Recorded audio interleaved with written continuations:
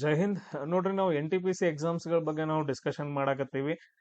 Reasoning ವಿಡಿಯೋಸ್ಗಳನ್ನ ನಾನು upload ಮಾಡಿದ್ದೀನಿ, ಆಮೇಲೆ ಮ್ಯಾಥಮೆಟಿಕ್ಸ್ ವಿಡಿಯೋಸ್ಗಳನ್ನು ಕೂಡ ಅಪ್ಲೋಡ್ ಮಾಡ್ತೀನಿ. ಆಮೇಲೆ GK ಇಂಪಾರ್ಟೆಂಟ್ ಆಗುತ್ತೆ, GK ಕ್ವಶನ್ಸ್ಗಳು ಜಾಸ್ತಿ ಬರೋದ್ರಿಂದ. ಸೊ ಅವುಗಳನ್ನು ಕೂಡ ಏನಪ್ಪಾ ಅಂತಂದ ಹೇಳಿದ್ರೆ ನಾನು ಅಪ್ಲೋಡ್ ಮಾಡ್ತಾ ಹೋಗ್ತೀನಿ. ಇವಾಗ ನೋಡ್ರಿ, ಆಲ್ರೆಡಿ ಆಲ್ಮೋಸ್ಟ್ 18 ವಿಡಿಯೋಸ್ಗಳನ್ನ ಅಪ್ಲೋಡ್ ಮಾಡಿದ್ದೀನಿ. ಇನ್ನು ಏನಪ್ಪಾ ಅಂತಂದ ಹೇಳಿದ್ರೆ 70ರಿಂದ 80 ವಿಡಿಯೋಸ್ಗಳನ್ನ NTPC ಅಂತಾನೆ ನಾನು ಅಪ್ಲೋಡ್ ಮಾಡ್ತಾ ಹೋಗ್ತೀನಿ. ಡೈಲಿ ನೋಡ್ತಾ ಹೋಗ್ರಿ, ಪ್ರಾಕ್ಟೀಸ್ ಮಾಡ್ರಿ. ಜಾಸ್ತಿ ಕ್ವಶನ್ಸ್ಗಳೇನಪ್ಪಾ ಅಂತಂದ ಹೇಳಿದ್ರೆ ನಾನು ಹೇಳೋದ್ರಿಂದಾನೇ ಜಾಸ್ತಿ ಕ್ವಶನ್ಸ್ಗಳು ಬರ್ತಾವ.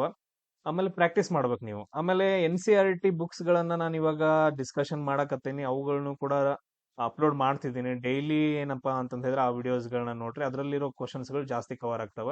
ಆಮೇಲೆ ನಿಮ್ಗೆ 8ರಿಂದ 10ನೇ ತರಗತಿ ಇರೋದು ಸೋಷಿಯಲ್ ಸೈನ್ಸ್, ಆಮೇಲೆ ಸೈನ್ಸ್ ವಿಡಿಯೋಸ್ಗಳನ್ನ ನಾನು ಕವರ್ ಮಾಡ್ಕೊಬೇಕು. ಸೋಷಿಯಲ್ ಸೈನ್ಸ್ ಆಲ್ರೆಡಿ ಮಾಡಕತ್ತೀನಿ, ಸೈನ್ಸ್ ವಿಡಿಯೋಸ್ಗಳು ಸ್ವಲ್ಪ ಲೇಟ್ ಆಗುತ್ತೆ ಕೂಡ ಅಪ್ಲೋಡ್ ಮಾಡ್ತೀನಿ. ಆಮೇಲೆ ಆನ್ಲೈನ್ ಟೆಸ್ಟ್ಗಳನ್ನ ಕಂಡಕ್ಟ್ ಮಾಡ್ತಿದ್ದೀನಿ.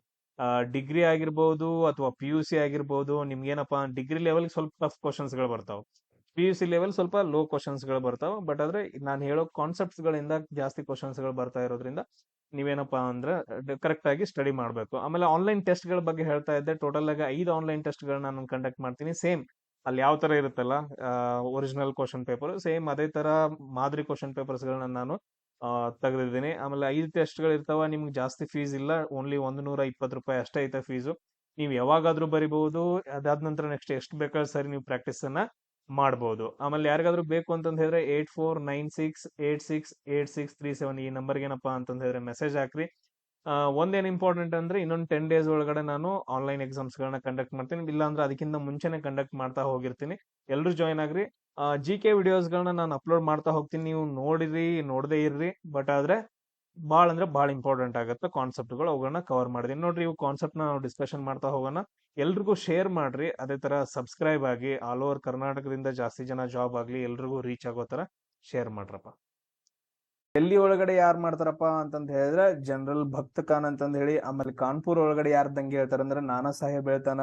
ಆಮೇಲೆ ನೆಕ್ಸ್ಟ್ ಅದೇ ತರ ಲಕ್ನೋದಲ್ಲಿ ಬೇಗಂ ಹಜರತ್ ಮಹಲ್. ಆಮೇಲೆ ಬರೇಲಿ ಒಳಗಡೆ ಯಾರಂತಂದ ಹೇಳಿದ್ರೆ ಖಾನ್ ಬಹದ್ದೂರು.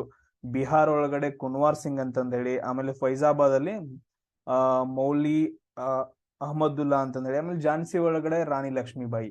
ಸೊ ಅದಕ್ಕಿಂತ ಮುಂಚೆ ನೀವು ನೋಡಿರ್ಬೋದು ಕರ್ನಾಟಕ ಒಳಗಡೆ ಕಿತ್ತೂರು ರಾಣಿ ಚೆನ್ನಮ್ಮ ಅವರೆಲ್ಲ ಇದು ಹೇಳಿರ್ತಾರ. ಆಮೇಲೆ ನೆಕ್ಸ್ಟ್ ಬೇಡರ ದಂಗೆ ಅಂತ ಬರ್ತಾವ, ತುಂಬಾ ದಂಗೆಗಳು ಬರ್ತಾವೆ. ಇದು ತುಂಬಾ ಇಂಪಾರ್ಟೆಂಟ್ ಆಗುತ್ತೆ. 1857 ಅದ್ರ ಬಗ್ಗೆ ಒಂದ್ ಸ್ವಲ್ಪ ನೋಡ್ಕೊಂಡು ಇಟ್ಕೊಳ್ರಿ.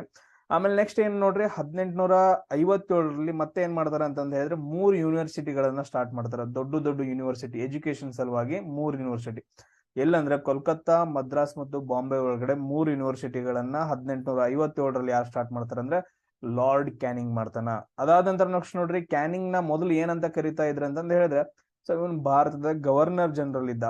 So governor general of India ಇದ್ದ. ಬಟ್ ಅದ್ರ ಆಮೇಲೆ ಏನ್ ಕರಿಯಾಕತ್ರ ಅಂತಂದ ಹೇಳಿದ್ರೆ, ಸೊ 1857ರಿಂದ ವೈಸ್ ರಾಯ್ ಅಂತಂದ್ ಕರಿಯಕ್ ಸ್ಟಾರ್ಟ್ ಮಾಡ್ತಾರ. ಸೊ ಫಸ್ಟ್ ವೈಸ್ ರಾಯ್ ಯಾರ ಅಂತಂದ್ ಹೇಳ್ತಾರ, ಲಾರ್ಡ್ ಕ್ಯಾನಿಂಗ್ ನನ್ನ ಹೇಳ್ತೀವಿ. ಇಷ್ಟು ಪಾಯಿಂಟ್ಸ್ ಗಳನ್ನ ನೀವು ಇಲ್ಲಿ ನೋಡ್ಕೊಬೇಕು. ಅದಾದ ನಂತರ ನೆಕ್ಸ್ಟ್ ನೋಡ್ರಿ, ಸೊ ಮತ್ತೆ ಏನ್ ಮಾಡ್ತಾರ ಅಂತಂದ್ ಹೇಳಿದ್ರೆ ಈಸ್ಟ್ ಇಂಡಿಯಾ ಕಂಪನಿ ಇರುತ್ತ ಮೊದಲು ಇದು ಭಾರತದಲ್ಲಿ ಏನಂತಂದ್ ಹೇಳಿದ್ರೆ ಈಸ್ಟ್ ಇಂಡಿಯಾ ಕಂಪನಿ ಎಲ್ಲಾನು ರೂಲ್ ಮಾಡ್ತಿರತ್ತ. ಸೊ ಈ ಈಸ್ಟ್ ಇಂಡಿಯಾ ಕಂಪನಿಯನ್ನ ಏನ್ ಮಾಡ್ತಾರೆ ಅಂತಂದ್ ಹೇಳಿದ್ರೆ ರದ್ದುಗೊಳಿಸಿ ಬ್ರಿಟಿಷ್ ಕ್ವೀನ್, ಏನ್ ಬ್ರಿಟಿಷ್ ರಾಣಿ ಇರ್ತಾಳಲ್ಲ, ಡೈರೆಕ್ಟ್ ಅವಳೇ ಏನ್ ಮಾಡ್ತಾಳ ಅಂತಂದ್ ಹೇಳಿದ್ರೆ ಅಧಿಕಾರಕ್ಕೆ ಬಂದ್ಬಿಡ್ತಾಳ. ಟೋಟಲ್ ಇಂಡಿಯಾನೇ ನಂದು, ನಾನೇ ಆಡಳಿತ ನಡೆಸ್ತೀನಿ ಅಂತಂದ್ ಹೇಳಿ ಕ್ರೌನ್ ಏನ್ ಮಾಡ್ತಾಳ ಅಂದ್ರೆ ರಾಣಿ ಏನ್ ಮಾಡ್ತಾಳ ಅಂತಂದ್ ಹೇಳಿದ್ರೆ ಆಡಳಿತವನ್ನ ನಡ್ಸಕ್ ಸ್ಟಾರ್ಟ್ ಮಾಡ್ತಾಳ 1857-58ರಿಂದ. ಸೊ ಇದೊಂದ್ ಏನಂತಂದ್ ಹೇಳಿದ್ರೆ ತುಂಬಾ ಇಂಪಾರ್ಟೆಂಟ್. ಆಮೇಲೆ ಇಂಡಿಯನ್ ಕೌನ್ಸಿಲ್ಸ್ ಆಕ್ಟ್ ಅಂತಂದ್ ಬರುತ್ತೆ 1861ರಲ್ಲಿ. ಜಸ್ಟ್ ನೆನ್ಪಿಟ್ಕೊಳ್ರಿ ಅಷ್ಟೊಂದೇನ್ ಡೀಟೇಲ್ ಆಗಿ ಬೇಡ. ಇಂಡಿಯನ್ ಕೌನ್ಸಿಲ್ಸ್ ಆಕ್ಟ್ ಅಂತಂದ್ ಹೇಳಿ. ಆಮೇಲೆ ಇನ್ನೊಂದೇನಪ್ಪಾ ಅಂತಂದ್ ಹೇಳಿದ್ರೆ ನಿಮ್ಮೆಲ್ಲರಿಂದ ಬೇಜಾರಾಗಿದ್ದೇನಪ್ಪಾ ಅಂದ್ರ, ಸೊ ಕೇಳೋ ಕ್ವಶನ್ಸ್ ಗಳಿಗೆ ಯಾರು ಆನ್ಸರ್ ಮಾಡಕತ್ತಿಲ್ಲ. ನಿಮ್ ಎಲ್ಲ ಹೆಂಗಂತಂದ್ ಹೇಳಿದ್ರೆ ಕೆಲವು ಜನರು ಮಾಡ್ತಾ ಇದೀರಾ, ನಾನು ಇಲ್ಲ ಅಂತಂದ್ ಹೇಳ್ತಿಲ್ಲ. So very good. So in ಕೆಲವು ಜನರು ಏನಂತಂದ್ ಹೇಳಿದ್ರೆ ರೆಸ್ಪಾನ್ಸ್ ಮಾಡಲ್ಲ. ಆಮೇಲೆ ಇನ್ನೊಂದು, ಯಾಕೆ ರೆಸ್ಪಾನ್ಸ್ ಮಾಡ್ತಿಲ್ಲ ಸರ್, ಭಯ ಆಗ್ತಿದೆ ಮೆಸೇಜ್ ಮಾಡಕ್ಕೆ. ಓಕೆ, ಅದು ಒಂದು ಕಾರಣ ಇರ್ಬೋದು. ಬಟ್ ಆದ್ರೆ ನೀವು ಯಾರು ಅಂತಂದ್ ಹೇಳಿ ನಿಮ್ ಪಕ್ಕದಲ್ಲಿರೋರಿಗೆ ಗೊತ್ತಿಲ್ಲ. ನೀವು ಮೆಸೇಜ್ ಮಾಡಿದ್ರೆ ನೀವೇ ತಪ್ಪು ಮಾಡಿದಿರಾ ಅಥವಾ ನೀವೇ ಸರಿ ಮಾಡಿದಿರಾ ಅಂತ ಯಾರಿಗಾದ್ರೂ ಗೊತ್ತಾಗತ್ತಾ? ಇಲ್ಲಿ ನಿಮ್ ನಾಲೆಜ್ ಅನ್ನ ನೀವು ಜಾಸ್ತಿ ಮಾಡ್ಕೋಬೇಕು. ಇದು ಫಸ್ಟ್ ಥಿಂಗ್. ಯಾರಿಗಾದ್ರೂ ಭಯ ಆಗ್ತಿದ್ರೆ ಮೆಸೇಜ್ ಮಾಡಕ್ಕೆ, ಕಮೆಂಟ್ ಮಾಡಕ್ಕೆ ಯಾರಿಗೂ ಗೊತ್ತಾಗಂಗಿಲ್ಲ. ಇವನ್ ನನಗೆ ಗೊತ್ತಾಗಂಗಿಲ್ಲ ನೀವ್ ಯಾರಂತಂತ ಹೇಳಿ. ಬಟ್ ಆದ್ರೆ ನೀವು ಡೈಲಿ ಏನಂತಂದ್ ಹೇಳಿದ್ರೆ ನನ್ ಕಮೆಂಟ್ ಹಾಕ್ತಾ ಇದ್ರೆ ನಾನು ಕಮೆಂಟ್ಸ್ ಓದ್ತೀನಿ, ಯಾರು ಏನ್ ಮಾಡ್ತಿದಾರ ಅಂತಂದ್ ಹೇಳಿ. ಇದು ಅದಾದ ನಂತರ ನೆಕ್ಸ್ಟ್ ಸೆಕೆಂಡ್ ಥಿಂಗ್ ತುಂಬಾ ಇಂಪಾರ್ಟೆಂಟ್ ಏನಂದ್ರೆ, ಫ್ರೀ ಆಗಿ ಬಂತು ಅಂತಂದ್ ಹೇಳಿದ್ರೆ ಎಲ್ರಿಗೂ ಒಂಥರ ಏನಂತಂದ್ ಹೇಳಿದ್ರೆ ಏನೋ ಒಂದು ಫೀಲಿಂಗ್ ಅಲ್ಲ. ಅದೇ ಹೇಳ್ತಾರಲ್ಲ, ದೊಡ್ಡವರು ಸುಮ್ನೆ ಗಾದೆ ಮಾತುಗಳೆಲ್ಲ ಹೇಳಲ್ಲ. ಸೊ ಜಾಸ್ತಿ ಅಮೃತ ಜಾಸ್ತಿ ಆದ್ರೂ ಕೂಡ ಏನಂತಂದ್ ಹೇಳಿದ್ರೆ ವಿಷ ಅಂತಂದ್ ಹೇಳ್ತೀವಿ. ಏನ್ ಹೇಳ್ರಿ, ಅಮೃತ ಜಾಸ್ತಿ ಆದ್ರೂ ಕೂಡ ಏನಂತಂದ್ ಹೇಳಿದ್ರೆ ವಿಷ ಆಗತ್ತಂತ. ಸೊ ಆ ತರ ಆಗೋಯ್ತು ಇವಾಗ. ಸೊ ನಾನು ಎಲ್ಲಾನು ಏನಂತಂದ್ ಹೇಳಿದ್ರೆ ಫ್ರೀ ಆಗಿ ನಿಮ್ಗೆ ಹೇಳ್ತಾ ಹೋದ್ರೆ ನಿಮ್ಗೆ ಏನಂತಂದ್ ಹೇಳಿದ್ರೆ ಅದು ಅದೇ ಸೇಮ್ ವಿಷ ಹತ್ತರನೇ ಅಲ್ವಾ. ಸೊ ಕೇಳಿರೋದಕ್ಕೆ ಏನಂತಂದ್ ಹೇಳಿದ್ರೆ ಯಾರು ಕರೆಕ್ಟ್ ಆಗಿ ಆನ್ಸರ್ ಮಾಡಲ್ಲ, ಅದಾದ ನಂತರ ಯಾರು ಫಾಲೋ ಮಾಡಲ್ಲ. ಹಾ, ಸೊ ಇಲ್ಲಿ ಏನಂತಂದ್ ಹೇಳಿದ್ರೆ ನೀವು ಕರೆಕ್ಟ್ ಆಗಿ ಆನ್ಸರ್ಸ್ ಗಳನ್ನ ಹೇಳಿದ್ರೆ ಅಥವಾ ಎಲ್ಲಾನು ನೀವು ಟೈಪ್ ಮಾಡಿ ಹೇಳಿದ್ರೆ ಎಕ್ಸಾಮ್ ಟೈಮಲ್ಲಿ ನಿಮ್ಗೆ ಏನಂತಂದ್ ಹೇಳಿದ್ರೆ ಯೂಸ್ ಆಗೋದು. ನನಗಲ್ಲ, ನಾನು ಇವಾಗ ಮಾಡಿ ಹಾಕ್ತೀನಿ, ನನಗೊಂದ್ ಸ್ವಲ್ಪ ಏನಂದ್ರೆ ಫಾಲೋವರ್ಸ್ ಜಾಸ್ತಿ ಆಗ್ತಾರ, ಇಲ್ಲ ವ್ಯೂಸ್ ಜಾಸ್ತಿ ಆಗ್ತಾರೆ, ಇದನ್ ಬಿಟ್ಟು ನನಗೇನು ಸಿಗಂಗಿಲ್ಲ. ಜನರಲ್ ನಾಲೆಜ್ ನ ನೀವು ಜಾಸ್ತಿ ಮಾಡ್ಕೊಬೇಕು. ನೀವು ಎಷ್ಟು ಟೈಪ್ ಮಾಡಿ ಹಾಕ್ತೀರಾ ನಿಮ್ಗೆ ಎಕ್ಸಾಮ್ ಅಲ್ಲಿ ಯೂಸ್ ಆಗುತ್ತೆ. ಎಲ್ಲಿವರೆಗೂ ಜಾಬ್ ಸಿಗೋವರೆಗೂ ಓದ್ತೀರಿ, ಜಾಬ್ ಸಿಕ್ಕ ನಂತರ ರಿಟರ್ನ್ ಓದ್ತೀರೇನು, ಇದನ್ನ ಓದಂಗಿಲ್ಲ. ಸೊ ಇವತ್ತಿಂದ ಅನ್ಕೊಂತೀನಿ ಎಲ್ರು ಕರೆಕ್ಟ್ ಆಗಿ ಮೆಸೇಜ್ ಮಾಡ್ತೀರಾ, ಕಮೆಂಟ್ ಹಾಕ್ತೀರಾ ಅಂತ ಅನ್ಕೊಂಡಿದೀನಿ. ನಿಮಗ್ ಬಿಟ್ಟಿದ್ದು. ಸೊ ನಿಮ್ಗೆ ಅದು ಕೇಳ್ತೀನಿ, ನಿಮ್ಗೆ ಯಾರಿಗಾದ್ರೂ ನಾನು ಇವಾಗ ಮಾತಾಡಿದ್ದು ಹರ್ಟ್ ಆಗಿದ್ರೆ ಸಾರಿನಪ್ಪ. ಯಾಕಂತಂದ ಹೇಳಿದ್ರೆ ರೈಟ್ಸ್ ಇಲ್ಲ ನನ್ಗೆ, ನೀವು ಮಾಡ್ಲೇಬೇಕು ಅಂತ ಹೇಳಕ್ಕೆ. ಎಷ್ಟು ಜನ ಮಾಡ್ತೀರಾ ಅಷ್ಟು ಒಳ್ಳೇದು, ಯಾರು ಮಾಡಂಗಿಲ್ಲ ಇನ್ನೂ ತುಂಬಾ ಒಳ್ಳೇದು. ಯಾರು ಕರೆಕ್ಟ್ ಆಗಿ ಮಾಡ್ತೀರಾ, ಯಾರು ಕರೆಕ್ಟ್ ಆಗಿ ಕೇಳ್ತೀರಾ, ಮಾತುಗಳನ್ನ ಕೇಳಿಸ್ಕೊಂಡು ಆಮೇಲೆ ಅದನ್ನ ಅರ್ಥ ಮಾಡ್ಕೊಂಡು ಯಾರು ಕರೆಕ್ಟ್ ಆಗಿ ಆನ್ಸರ್ಸ್ ಗಳನ್ನ ಹಾಕ್ತೀರಾ, ಮೇ ಬಿ ಹೇಳಕ್ಕಾಗಲ್ಲ, ಇದೇ ಕ್ವಶನ್ಸ್ ಗಳು ಎಕ್ಸಾಮ್ ಟೈಮಲ್ಲಿ ಬಂದಾಗ ಈಸಿಯಾಗಿ ಮಾಡಬಹುದು. ಎಸ್, ಆಮೇಲೆ ಕೆಲವು ಜನ ಏನಂತಂದ್ ಹೇಳಿದ್ರೆ ಟೆಸ್ಟ್ ಗಳ ಬಗ್ಗೆ ಕೇಳ್ತಾ ಇದ್ದೀರಾ. ಟೆಸ್ಟ್ ಗಳನ್ನ, ಆನ್ಲೈನ್ ಟೆಸ್ಟ್ ಗಳನ್ನ ಕಂಟಿನ್ಯೂಸ್ ಆಗಿ ಡಿಸೆಂಬರ್, ಜನವರಿ ಆಮೇಲೆ ಫೆಬ್ರವರಿ ಟೋಟಲ್ ಆಗಿ ಏನಪ್ಪಾ ಅಂತಂತ ಹೇಳಿದ್ರೆ 30 ಟೆಸ್ಟ್ಗಳು, 20 ರಿಂದ 30 ಟೆಸ್ಟ್ಗಳು ಇರ್ಬೋದು. ನಾನು ಆಲ್ರೆಡಿ ಮಾತಾಡ್ತಾ ಇದ್ದೀನಿ.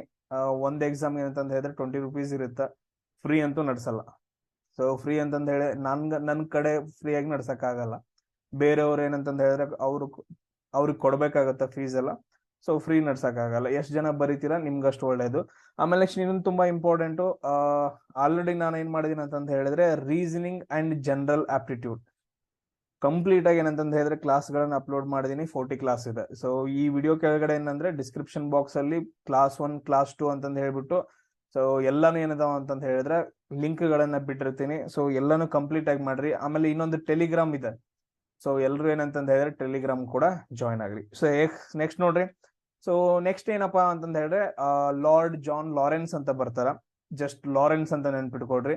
ಸೊ ಇಲ್ಲಿ ತುಂಬಾ ಇಂಪಾರ್ಟೆಂಟ್, ಭೂತಾನ್ ವಾರ್ ನಡೆಯುತ್ತಾ ಅವೆಲ್ಲ ಇಂಪಾರ್ಟೆಂಟ್ ಇಲ್ಲ. ಇವ್ರು ಏನ್ ಮಾಡ್ತಾರ ಅಂತಂದ ಹೇಳಿದ್ರೆ ಫಸ್ಟ್ ನೋಡ್ರಿ, ನಾವೇನ್ ಹೇಳಿದ್ವಿ ಅಂತಂದ ಹೇಳಿದ್ರೆ ಸುಪ್ರೀಂ ಕೋರ್ಟ್ ಏನಂತಂದ ಹೇಳಿದ್ರೆ ರಚನೆ ಆಗತ್ತ. ಸುಪ್ರೀಂ ಕೋರ್ಟ್ ರಚನೆ ಆಗತ್ತೆ ಯಾವಾಗ 1774ರಲ್ಲಿ. ಎಲ್ಲಪ್ಪಾ ಅಂತಂದ ಹೇಳಿದ್ರೆ ಕೋಲ್ಕತ್ತಾ ಒಳಗಡೆ ರಚನೆ ಆಗತ್ತೆ. ನಾನು ಒಂದ್ ಕ್ವಶನ್ ಕೇಳಿದೆ. ಸೊ ಫಸ್ಟ್ CJ ಯಾರು, chief justice of supreme court, ಅವಾಗಿನ ಸುಪ್ರೀಂ ಕೋರ್ಟ್ ಚೀಫ್ ಜಸ್ಟಿಸ್ ಯಾರು ಅಂತಂತ ಹೇಳಿ ಕ್ವಶನ್ ಕೇಳಿದ್ದೆ. ಅದನ್ನ ಯಾರಂತ ಮೆಸೇಜ್ ಹಾಕ್ರಿ. ಅದಾದ ನಂತರ 1865ರಲ್ಲಿ ಕೋಲ್ಕತ್ತಾ, ಬಾಂಬೆ ಮತ್ತು ಮದ್ರಾಸ್ಗಳಲ್ಲಿ ಹೈಕೋರ್ಟ್ಸ್ ಗಳನ್ನ ನೇಮಕ ಮಾಡ್ತಾರ. ಈ ಕ್ಲಾಸ್ಗಳು PCPSI ಎಷ್ಟು ಇಂಪಾರ್ಟೆಂಟ್ ಅಂತಂದ ಹೇಳಿ ನಿಮ್ಗೆ ಗೊತ್ತು. ಕೋಲ್ಕತ್ತಾ, ಬಾಂಬೆ ಮತ್ತು ಮದ್ರಾಸ್ಗಳಲ್ಲಿ ಏನಪ್ಪಾ ಅಂತಂತ ಹೇಳಿದ್ರೆ 1865ರಲ್ಲಿ ಹೈಕೋರ್ಟ್ ಗಳನ್ನ ರಚನೆ ಮಾಡ್ತಾರ. ಅದಾದ ನಂತರ ನೆಕ್ಸ್ಟ್ ನೋಡ್ರಿ, ಲಾರ್ಡ್ ರಿಟರ್ನ್ ತುಂಬಾ ಇಂಪಾರ್ಟೆಂಟ್ ಆಗ್ತಾನ. ವರ್ನಾಕ್ಯುಲರ್ ಪ್ರೆಸ್ ಆಕ್ಟ್ ಅಂತಂದ್ ಬರುತ್ತೆ ನೋಡ್ರಿ.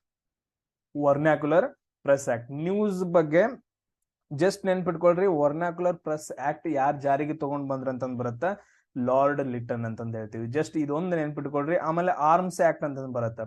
ಸೊ ಏನಂತಂದ್ ಹೇಳಿದ್ರೆ ಜಾಸ್ತಿ ವೆಪನ್ಸ್ ಗಳನ್ನ ಹೊಂದೋಂಗಿಲ್ಲ, ಅದು ಇದು ರೂಲ್ಸ್ ಗಳು ಬರ್ತಾವ. ಆರ್ಮ್ಸ್ ಆಕ್ಟ್ ಅಂತಂದ್ ಹೇಳಿ. ವರ್ನಾಕ್ಯುಲರ್ ಪ್ರೆಸ್ ಆಕ್ಟ್ 1878ರಲ್ಲಿ. ಇದು ಕೂಡ ಏನಂತಂದ ಹೇಳಿದ್ರೆ 1878ರಲ್ಲಿ. ಸೊ ಲಾರ್ಡ್ ಲಿಟನ್ ಏನ್ ಮಾಡ್ತಾನಪ್ಪಾ ಅಂತಂದ ಹೇಳಿದ್ರೆ ಜಾರಿಗೆ ತಗೊಂಡ್ ಬರ್ತಾನ ವರ್ನಾಕ್ಯುಲರ್ ಪ್ರೆಸ್ ಆಕ್ಟ್, ಆಮೇಲೆ ನೆಕ್ಸ್ಟ್ ಆರ್ಮ್ಸ್ ಆಕ್ಟ್ ಅಂತಂದ ಹೇಳಿ. ಇವೆರಡು ತುಂಬಾ ಇಂಪಾರ್ಟೆಂಟ್ ಆಗ್ತಾವ. ಅದಾದ ನಂತರ ನೆಕ್ಸ್ಟ್ ನೋಡ್ರಿ, ಅದೇ ಟೈಮ್ ಅಲ್ಲಿ 1878ರಲ್ಲಿ ಟೈಮ್ ಅಲ್ಲಿ ಏನಾಗತ್ತೆ ಅಂತಂದ ಹೇಳಿದ್ರೆ, ಇವಾಗ ನೋಡ್ರಿ 1857ರಲ್ಲಿ ಏನ್ ಮಾಡ್ತಾಳ ಬ್ರಿಟಿಷ್ ರಾಣಿ ಏನ್ ಮಾಡ್ತಾಳ, ಈಸ್ಟ್ ಇಂಡಿಯಾ ಕಂಪನಿಯನ್ನ ಏನ್ ಮಾಡ್ತಾಳ ಅಂದ್ರೆ ರದ್ದುಗೊಳಿಸ್ತಾಳ. ನೀವು ನಮಗ್ ಬೇಡನ ಬೇಡ ಅಂತಂದ ಹೇಳಿ ರದ್ದುಗೊಳಿಸ್ತಾಳ. ಆಮೇಲೆ ಏನ್ ಮಾಡ್ತಾಳ ಅಂತಂದ ಹೇಳಿದ್ರೆ ಇಡೀ ಭಾರತವನ್ನ ಏನಂತಂದ ಹೇಳಿದ್ರೆ ತನ್ನ ಹತೋಟಿಗೆ ತಗೊಂಡ್ ಬಿಡ್ತಾಳ. ಕರೆಕ್ಟಾ? ಸೊ ಇಡೀ ಭಾರತವನ್ನ ಏನ್ ಮಾಡ್ತಾಳ ಅಂತಂದ ಹೇಳಿದ್ರೆ ಅವ್ರ ಕೈಯಲ್ಲಿ ಸೊ ಆಳ್ವಿಕೆಗೆ ತಗೊಂಡ್ ಬರ್ತಾಳ. ಅದಾದ ನಂತರ ನೆಕ್ಸ್ಟ್ ಏನಾಗತ್ತ, ಅದಾದ ನಂತರ ನೆಕ್ಸ್ಟ್ ಏನ್ ಮಾಡ್ತಾಳ ಅಂತಂತ ಹೇಳಿದ್ರೆ ಒಂದು ಬಿರುದನ್ನ ತಗೊಂತಾಳು, ಕೈಸರ್ ಇ ಹಿಂದ್ ಅಂತಂದ ಹೇಳಿ. ಕೈಸರ್ ಇ ಹಿಂದ್ ಅಥವಾ ಐ ಹಿಂದ್ ಅಂತಂದ ಹೇಳ್ತೀವಿ. ಕೈಸರ್ ಐ ಹಿಂದ್ ಅಂತಂದ ಹೇಳಿ ಒಂದು ಬಿರುದನ್ನ ತಗೊಂತಾಳ. ಯಾರು? ಬ್ರಿಟಿಷ್ ರಾಣಿ. ಯಾರು ಹೌದು? ವಿಕ್ಟೋರಿಯಾ. ಅವಳ ಹೆಸರೇನಪ್ಪಾ ಅಂತಂದ ಹೇಳಿದ್ರೆ ವಿಕ್ಟೋರಿಯಾ. ವಿಕ್ಟೋರಿಯಾ ರಾಣಿಗೆ ಏನಂತಂದ ಹೇಳಿದ್ರೆ ಒಂದು ಬಿರುದು ಇರುತ್ತ, ಕೈಸರ್ ಇ ಹಿಂದ್ ಅಂತಂದ ಹೇಳಿ. ಈ ಕ್ವಶನ್ಸ್ ಗಳನ್ನ ಕೇಳಿದಾರ. ಅದಾದ ನಂತರ ನೆಕ್ಸ್ಟ್ ನೋಡ್ರಿ, ಬರೋದು ಯಾರಪ್ಪ ಅಂತಂದ ಹೇಳಿದ್ರೆ ಲಾರ್ಡ್ ರಿಪ್ಪನ್ ಬರ್ತಾನ. ಇವನು ಕೂಡ ಏನ್ ಮಾಡ್ತಾನಂದ್ರೆ ಸೊ ವರ್ನಾಕ್ಯುಲರ್ ಪ್ರೆಸ್ ಆಕ್ಟ್ ಅನ್ನ ಮತ್ತೇನಂತಂದ ಹೇಳಿದ್ರೆ ರಿಪೀಲ್ ಮಾಡ್ತಾನ. ಸೊ ವರ್ನಾಕ್ಯುಲರ್ ಪ್ರೆಸ್ ಆಕ್ಟ್ ಅಲ್ಲಿ ಮತ್ತೇನಂತಂದ ಹೇಳಿದ್ರೆ ಹಲವಾರು ರೂಲ್ಸ್ ಗಳನ್ನ ಜಾರಿಗೆ ತಗೊಂಡ್ ಬರ್ತಾನೆ. ಯಾರು? Lord Ripon. ಆಮೇಲೆ ನೆಕ್ಸ್ಟ್ ನೋಡ್ರಿ, ಇವನ್ ಏನ್ ಮಾಡ್ತಾನೆ ಅಂತಂದ ಹೇಳಿದ್ರೆ ಫಸ್ಟ್ ಫ್ಯಾಕ್ಟರಿ ಆಕ್ಟ್, ಕಾರ್ಖಾನೆಗಳಲ್ಲಿ ಏನಂತಂದ ಹೇಳಿದ್ರೆ ಹಲವಾರು ರೂಲ್ಸ್ ಗಳನ್ನ ಜಾರಿಗೆ ತಗೊಂಡ್ ಬರ್ತಾರ. ಫಸ್ಟ್ ಫ್ಯಾಕ್ಟರಿ ಆಕ್ಟ್ ಅಂತಂದ ಹೇಳ್ತೀವಿ 1881 ಆಮೇಲೆ ನೆಕ್ಸ್ಟ್ ನೋಡ್ರಿ, ಲೋಕಲ್ ಸೆಲ್ಫ್ ಗವರ್ಮೆಂಟ್ ಗಳನ್ನ ಜಾರಿಗೆ ತಗೊಂಡ್ ಬರ್ತಾನ. ಸ್ಥಳೀಯ ಸರ್ಕಾರಗಳು ಅಂತಂದ ಹೇಳ್ತೀವಿ ನೋಡ್ರಿ, ಎಲ್ರಿಗೂ ಗೊತ್ತು ಸ್ಥಳೀಯ ಸರ್ಕಾರಗಳು. ಸ್ಥಳೀಯ ಸರ್ಕಾರದ ಪಿತಾಮಹ ಯಾರು ಅಂತ ಕೇಳ್ತಾರ, ಲಾರ್ಡ್ ರಿಪ್ಪನ್ ಅಂತಂದ ಹೇಳ್ತೀವಿ, ಅಥವಾ father of local self government. ಹಿಂಗಂದ್ರೆ ಏನು? 1882 ಜಾರಿಗೆ ತಗೊಂಡ್ ಬರ್ತಾನೆ. ಹಿಂಗಂದ್ರೆ ಏನು? ಇವಾಗ ನೀವು ನೋಡಿರ್ಬೋದು, ಇವಾಗ ಇದು ನಮ್ದೇನಪ್ಪಾ ಅಂತಂದ ಹೇಳಿದ್ರೆ ನಮ್ದು ಕರ್ನಾಟಕ ಅಂತ ಅನ್ಕೊಡ್ರಿ. ಸೊ ಇದು ನಮ್ ಭಾರತದಲ್ಲಿ ಕರ್ನಾಟಕ ಒಂದು ಇದು ರಾಜ್ಯ ಅಂತಂದ ಹೇಳ್ತೀವಿ. ಈ ರಾಜ್ಯಗಳಲ್ಲಿ ಏನಂತಂದ ಹೇಳಿದ್ರೆ ಹಲವಾರು ಡಿಸ್ಟ್ರಿಕ್ಟ್ ಗಳಿರ್ತಾವ, ಏನಂತಂದ ಹೇಳಿದ್ರೆ ಹಲವಾರು ಜಿಲ್ಲೆಗಳಿರ್ತಾವ. ಆ ಜಿಲ್ಲೆ ಒಳಗಡೆ ಏನಂತಂದ ಹೇಳಿದ್ರೆ ಅದ್ರದ್ದೇ ಒಂದು ಏನಂತಂದ ಹೇಳಿದ್ರೆ ಒಂದು ಸರ್ಕಾರ, ಮಿನಿ ಸರ್ಕಾರದ ತರ ಇರಬೇಕು. ಅದಕ್ಕೆ ನಾವೇನಂತ ಕರಿತೀವಿ ಅಂದ್ರೆ ಜಿಲ್ಲಾ ಪಂಚಾಯತ್ ಅಂತ ಕರಿತೀವಿ. ಏನಂತ ಕರಿತೀವಿ? ಜಿಲ್ಲಾ ಪಂಚಾಯತ್. ಅದಾದ ನಂತರ ಜಿಲ್ಲೆ ಒಳಗಡೆ ಏನಂತಂದ ಹೇಳಿದ್ರೆ ಎಲ್ಲಾ ಕಡೆ ತಾಲೂಕುಗಳು ಬರ್ತಾವ. ತಾಲೂಕುಗಳಲ್ಲಿ ಏನಿರುತ್ತೆ ಅಂತಂದ ಹೇಳಿದ್ರೆ ತಾಲೂಕ್ ಪಂಚಾಯತ್ ಇರುತ್ತ. ಹಲವಾರು ಅಂದ್ರೆ ತಾಲೂಕುಗಳಲ್ಲಿ ಏನಂತಂದ ಹೇಳಿದ್ರೆ ಹಲವಾರು ಗ್ರಾಮಗಳಿರ್ತಾವ. ಈ ಗ್ರಾಮಗಳಲ್ಲಿ ಏನಂತಂದ ಹೇಳಿದ್ರೆ ಗ್ರಾಮ ಪಂಚಾಯತಿ ಇರುತ್ತ. ನೋಡ್ರಿ, ಜಿಲ್ಲಾ ಪಂಚಾಯತಿ, ತಾಲೂಕ್ ಪಂಚಾಯತಿ, ಗ್ರಾಮ ಪಂಚಾಯತಿ ಇವೆಲ್ಲ ಏನಂತಂದ ಹೇಳಿದ್ರೆ ಸ್ಥಳೀಯ ಸರ್ಕಾರಗಳು. ಈಗ ನೀವು ನೋಡಿರ್ಬೋದು, ಗ್ರಾಮ ಪಂಚಾಯತಿ ಒಳಗಡೆ ಏನಂತಂದ ಹೇಳಿದ್ರೆ ಒಬ್ಬ ಅಧ್ಯಕ್ಷ ಇರ್ತಾನ, ಸದಸ್ಯರು ಇರ್ತಾರ, ವಾರ್ಡ್ಗೊಬ್ಬೊಬ್ಬ ರಿಪ್ರೆಸೆಂಟೇಟಿವ್ ಇರ್ತಾರ. ಅದಾದ ನಂತರ ನೆಕ್ಸ್ಟ್ ಏನಂತಂದ ಹೇಳಿದ್ರೆ ಮತ್ ಬೇರೆ ಬೇರೆ PDO ಅವರು ಇವ್ರು ಎಲ್ಲ ಏನಂತಂದ ಹೇಳಿದ್ರೆ ಹಲವಾರು ಸರ್ಕಾರದಿಂದ ನೇಮಿತವಾದ ಅಧಿಕಾರಿಗಳು ಕೂಡ ಇರ್ತಾರೆ. ಇವರೆಲ್ಲ ಇರ್ತಾರ. ಇವ್ರ ಜೊತೆಗೆ ಏನಂತಂದ ಹೇಳಿದ್ರೆ ಸೊ ಇವ್ರ ಏನ್ ಮಾಡ್ತಾರ, ಇಲ್ಲಿ ಗ್ರಾಮ ಪಂಚಾಯತಿಗೆ ದುಡ್ಡು ಬರುತ್ತ. ಅದಾದ ನಂತರ ಇವ್ರು ಏನ್ ಮಾಡ್ತಾರ ಅಂತಂದ ಹೇಳಿದ್ರೆ ಗ್ರಾಮವನ್ನ ಉದ್ಧಾರ ಮಾಡೋಕೆ ಏನಂತಂದ ಹೇಳಿದ್ರೆ ಯೂಸ್ ಮಾಡ್ತಾರ. ಅಂದ್ರೆ ಎಲ್ಲಾ ಯೋಜನೆಗಳನ್ನ ಕರೆಕ್ಟ್ ಆಗಿ ಅನುಗುಣವಾಗಿ ಇಂಪ್ಲಿಮೆಂಟ್ ಮಾಡ್ತಾರ ಅಂತಂದ ಹೇಳ್ತೀವಿ. ಸೊ ಈ ರೀತಿಯಾಗಿ ಸ್ಥಳೀಯ ಸರ್ಕಾರಗಳನ್ನ 1882 ಲಾರ್ಡ್ ರಿಪ್ಪನ್ ಇದ್ದಾವ ಏನ್ ಮಾಡ್ತಾನ ಅಂತಂದ ಹೇಳಿದ್ರೆ ಜಾರಿಗೆ ತಗೊಂಡ್ ಬರ್ತಾನ. ಅದಕ್ಕೋಸ್ಕರ ಅವನನ್ನ ಸ್ಥಳೀಯ ಸರ್ಕಾರದ ಪಿತಾಮಹ ಅಂತ ಕರಿತೀವಿ ಕನ್ನಡದಾಗ. ಆಮೇಲೆ ನೆಕ್ಸ್ಟ್ ನೋಡ್ರಿ, ಇಲ್ಬರ್ಟ್ ಬಿಲ್ ಅಂತ ಬರುತ್ತೆ. ಇದೇನು ಅಷ್ಟೊಂದು ಏನು ಇಂಪಾರ್ಟೆಂಟ್ ಇಲ್ಲ. ನೆಕ್ಸ್ಟ್ ತುಂಬಾ ಇಂಪಾರ್ಟೆಂಟ್ ಎಜುಕೇಶನ್, ಶಿಕ್ಷಣಕ್ಕಾಗಿ ಏನಂತಂದ ಹೇಳಿದ್ರೆ ಒಂದು ಕಮಿಷನ್ ಬರುತ್ತಾ, ಹಂಟರ್ ಕಮಿಷನ್ ಅಂತ ಹೇಳ್ತೀವಿ. ಫಸ್ಟ್ ಕಮಿಷನ್ ಯಾವ್ದಪ್ಪ ಅಂತಂದ ಹೇಳಿದ್ರೆ ಶಿಕ್ಷಣಕ್ಕೋಸ್ಕರ ನೋಡ್ರಿ, ಹಂಟರ್ ಕಮಿಷನ್. ಸೊ ಯಾವಾಗ ಜಾರಿಗೆ ಬರುತ್ತಾ? 1882. ಸೊ ಎಲ್ಲೆಲ್ಲಿಂದ ಸ್ಟಾರ್ಟ್ ಆಗತ್ತೆ ನೋಡ್ರಿ, ಚಾರ್ಲ್ಸ್ ವುಡ್ ವರದಿ ಬರುತ್ತಾ. ಚಾರ್ಲ್ಸ್ ವುಡ್ ವರದಿ ಅದೆಷ್ಟು ನೋಡ್ರಿ, 1854 ಚಾರ್ಲ್ಸ್ ವುಡ್ ವರದಿ ಕೂಡ ಏನಂತಂದ ಹೇಳಿದ್ರೆ ಶಿಕ್ಷಣಕ್ಕಾಗಿ. ಅದಾದ ನಂತರ ನೆಕ್ಸ್ಟ್ ಹಂಟರ್ ಕಮಿಷನ್ ಬರುತ್ತ. ಅದಕ್ಕಿಂತ ಮುಂಚೆ ಏನಂತಂದ ಹೇಳಿದ್ರೆ 1833 ಆಕ್ಟ್ ಅಲ್ಲಿ ಏನಂತಂದ ಹೇಳಿದ್ರೆ 1 ಲಕ್ಷ ರೂಪಾಯಿಗಳನ್ನ ಏನ್ ಮಾಡ್ತಾರ ಅಂದ್ರೆ ಶಿಕ್ಷಣಕ್ಕೋಸ್ಕರ ತೆಗೆದಿಡ್ತಾರ. ಇಷ್ಟೆಲ್ಲ ಏನಂತಂದ ಹೇಳಿದ್ರೆ ರಿಫಾರ್ಮ್ಸ್ ಗಳು ಎಜುಕೇಶನ್ ಲೆವೆಲ್ ಅಲ್ಲಿ ಆಗ್ತಿರ್ತಾವ. ಆಮೇಲೆ ನೋಡ್ರಿ, ಆದ ನಂತರ ನೆಕ್ಸ್ಟ್ ಬರೋದು ಯಾರಪ್ಪ ಅಂತಂದ ಹೇಳಿದ್ರೆ ಲಾರ್ಡ್ ಡಫರಿನ್ ಅಂತಂದ್ ಬರ್ತಾನ. ಲಾರ್ಡ್ ಡಫರಿನ್ ಅಲ್ಲಿ ಇದು ವಾರ್ ತುಂಬಾ ಇಂಪಾರ್ಟೆಂಟ್ ಆಗಲ್ಲ, ಇದು ತುಂಬಾ ಇಂಪಾರ್ಟೆಂಟ್ ಆಗತ್ತ. INC ಸ್ಥಾಪನೆ ಆಗತ್ತ, ಇಂಡಿಯನ್ ನ್ಯಾಷನಲ್ ಕಾಂಗ್ರೆಸ್ ಅನ್ನೋದೇನಂತಂದ ಹೇಳಿದ್ರೆ ಸ್ಥಾಪನೆ ಆಗುತ್ತ. ಯಾವಾಗ? 1885. ಸೊ ಇದ್ರ ಬಗ್ಗೆ ನಾನು ಹೇಳಂಗಿಲ್ಲ. ಇದನ್ನ ಯಾರು ಜಾರಿಗೆ ತಗೊಂಡ್ಬಾರ ಅಂದ್ರೆ ಯಾರು ಸ್ಥಾಪನೆ ಮಾಡ್ತಾರ ಅಂತಂದ ಹೇಳಿ ನನಗೆ ನೀವು ಹಾಕ್ಬೇಕು. ಆಮೇಲೆ ನೆಕ್ಸ್ಟ್ ನೋಡ್ರಿ, ಇನ್ನು ಇಂಡಿಯನ್ ನ್ಯಾಷನಲ್ ಕಾಂಗ್ರೆಸ್ ಅಲ್ಲಿ ತುಂಬಾ ಇಂಪಾರ್ಟೆಂಟ್ ಪಾಯಿಂಟ್ಸ್ ಗಳು ಬರ್ತಾವ. ಏನಪ್ಪಾ ಅಂತಂದ ಹೇಳಿದ್ರೆ ಮೊದಲನೇ ಭಾರತ ಅಂದ್ರೆ ಅಧಿವೇಶನಗಳು ನಡೀತಾವ. ಇಂಡಿಯನ್ ನ್ಯಾಷನಲ್ ಕಾಂಗ್ರೆಸ್ ಏನಂತಂದ ಹೇಳಿದ್ರೆ ಸ್ಥಾಪನೆ ಆದ ನಂತರ ಅಧಿವೇಶನಗಳು ನಡೀತಾವ. ಯಾಕ? ಬ್ರಿಟಿಷರನ್ನ ಹೊರಗೆ ಹಾಕ್ಬೇಕು. ಅದಾದ ನಂತರ ಎಲ್ಲರಲ್ಲಿ ಏನಂತಂದ ಹೇಳಿದ್ರೆ ರಾಷ್ಟ್ರೀಯತನ ಹುಟ್ಟಬೇಕು. ಸೊ ದೇಶಾಭಿಮಾನವನ್ನ ಹುಟ್ಟಿಸ್ಬಿಟ್ಟು ಏನಂತಂದ ಹೇಳಿದ್ರೆ ಬ್ರಿಟಿಷರ ವಿರುದ್ಧ ಯುದ್ಧ ಮಾಡಬೇಕು, ಹಂಗೆ ಅಂತಂದ ಹೇಳಿ ಹಲವಾರು ಏನಂತಂದ ಹೇಳಿದ್ರೆ ಅದು ಉದ್ದೇಶಗಳಿಂದ ಸ್ಥಾಪನೆ ಆಗಿರುತ್ತ. ಅದ್ರಲ್ಲಿ ಅದ್ರದ್ದು ಅಧಿವೇಶನಗಳು ನಡೀತಾ ಇರ್ತಾವ. ಫಸ್ಟ್ ಅಧಿವೇಶನ ಎಲ್ಲಿ ನಡೆಯುತ್ತಪ್ಪ ಅಂತಂದ ಹೇಳಿದ್ರೆ ಪುಣೆ ಒಳಗಡೆ ನಡಿಬೇಕಿತ್ತು. ಬಟ್ ಆದ್ರೆ ಅಲ್ಲೊಂದು ರೋಗ ಇರುತ್ತ, ಫ್ಲೇಗ್ ರೋಗ. ಫ್ಲೇಗ್ ರೋಗ ಇರೋದ್ರಿಂದ ಏನ್ ಮಾಡ್ತಾರ ಅಂದ್ರೆ ಪುಣೆಯಿಂದ ಅದನ್ನ ಮುಂಬೈಗೆ ಟ್ರಾನ್ಸ್ಫರ್ ಮಾಡ್ತಾರ. ಇದನ್ನು ಕೂಡ ಕ್ವಶನ್ ಕೇಳ್ತಾರ. ಮೊದಲು ಎಲ್ಲಿ ನಡಿಬೇಕಿತ್ತು, ಆಮೇಲೆ ಎಲ್ಲಿ ನಡೀತು?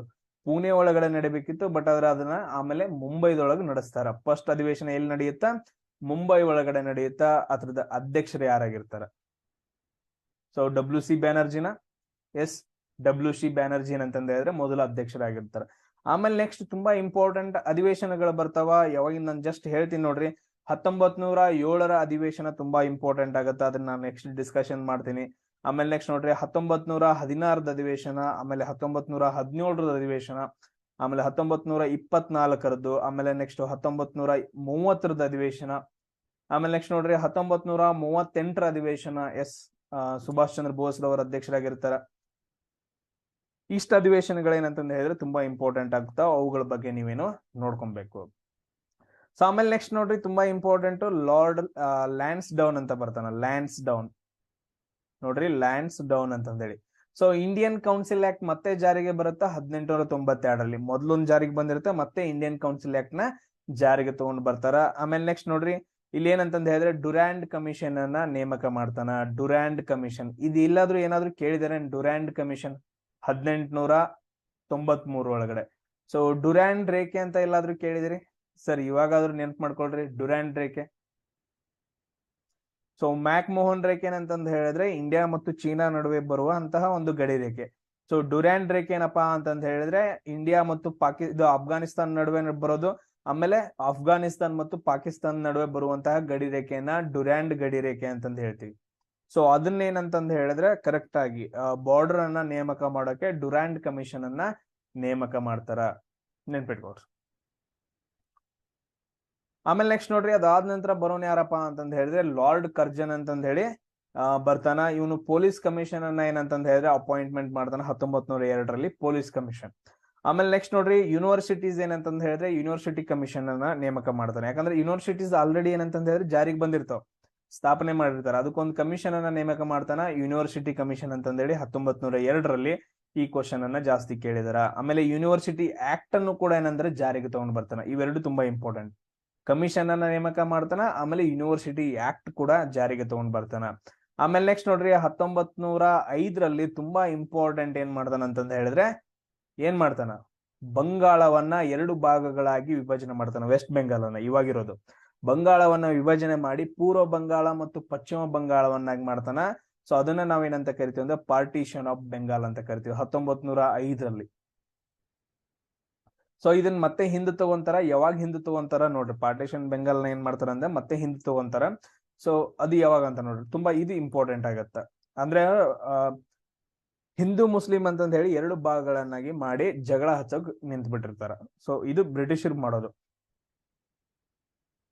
ಒಡೆದು ಆಳುವ ನೀತಿ ಅಂತಂದ್ ಹೇಳ್ತೀವಿ. ಇವಾಗ ಏನಂತಂದ್ ಹೇಳಿದ್ರೆ ಒಂದು ಗ್ರೂಪ್ ಇರುತ್ತೆ, ಒಂದು ಗ್ರೂಪ್ ಅಲ್ಲಿ ಏನಂತಂದ್ ಹೇಳಿದ್ರೆ ಎಲ್ಲರೂ ಕ್ಲೋಸ್ ಇರ್ತಾರೆ. ಯಾವನೋ ಒಬ್ಬನ್ ಬರ್ತಾನ, ಅವ್ನ ಏನ್ ಮಾಡ್ತಾನ ಅಂದ್ರೆ ಇಲ್ಲಿದ್ ಅಲ್ಲಿಗೆ ಹೋಗಿ ಹೇಳೋದು, ಅಲ್ಲಿದ್ ಇಲ್ಲಿಗೆ ಹೋಗಿ ಹೇಳೋದು ಮಾಡಿ 2 ಗ್ರೂಪ್ ನಾಗಿ ಮೇಂಟೈನ್ ಮಾಡ್ತಾನ, ಒಡೆದ್ ಬಿಡ್ತಾನ. ಅದರಿಂದ ಏನಾಗತ್ತ, ಅವ್ರ ನಡುವೆ ಜಗಳ ಆಗಿ ಇವ್ರಿಗೆ ಯೂಸ್ ಆಗತ್ತೆ. ಸೇಮ್ ನಮ್ಮಲ್ಲೂ ಕೂಡ ಹಂಗೆ ಎಲ್ಲಾರು ನಮ್ಮ ರಾಜ್ಯದಲ್ಲಿ ಏನ್ ಮಾಡ್ತಾರ ಅಂತಂದ ಹೇಳಿದ್ರೆ ಅವ್ರವ್ರ ಒಳಗಡೆನೆ ಜಗಳ ಮಾಡಿ ಇವನ್ಗೂ ಸಪೋರ್ಟ್ ಮಾಡಿ ಅವನಿಗೂ ಸಪೋರ್ಟ್ ಮಾಡಿ ಒಬ್ಬನನ್ನ ಸೋಲಿಸಿ ಕೊಂದಾಕಿ ಇನ್ನೊಬ್ಬನ ಏನಂತಂದ ಹೇಳಿದ್ರೆ ಅವ್ನ ಅಧೀನದಲ್ಲಿ ಇಟ್ಕೊಳ್ಳೋದು. ಈ ರೀತಿಯಾಗಿ ಮಾಡಿ ನಮ್ಮ ಭಾರತವನ್ನ ಆಳಿರ್ತಾರ ಅವ್ರು.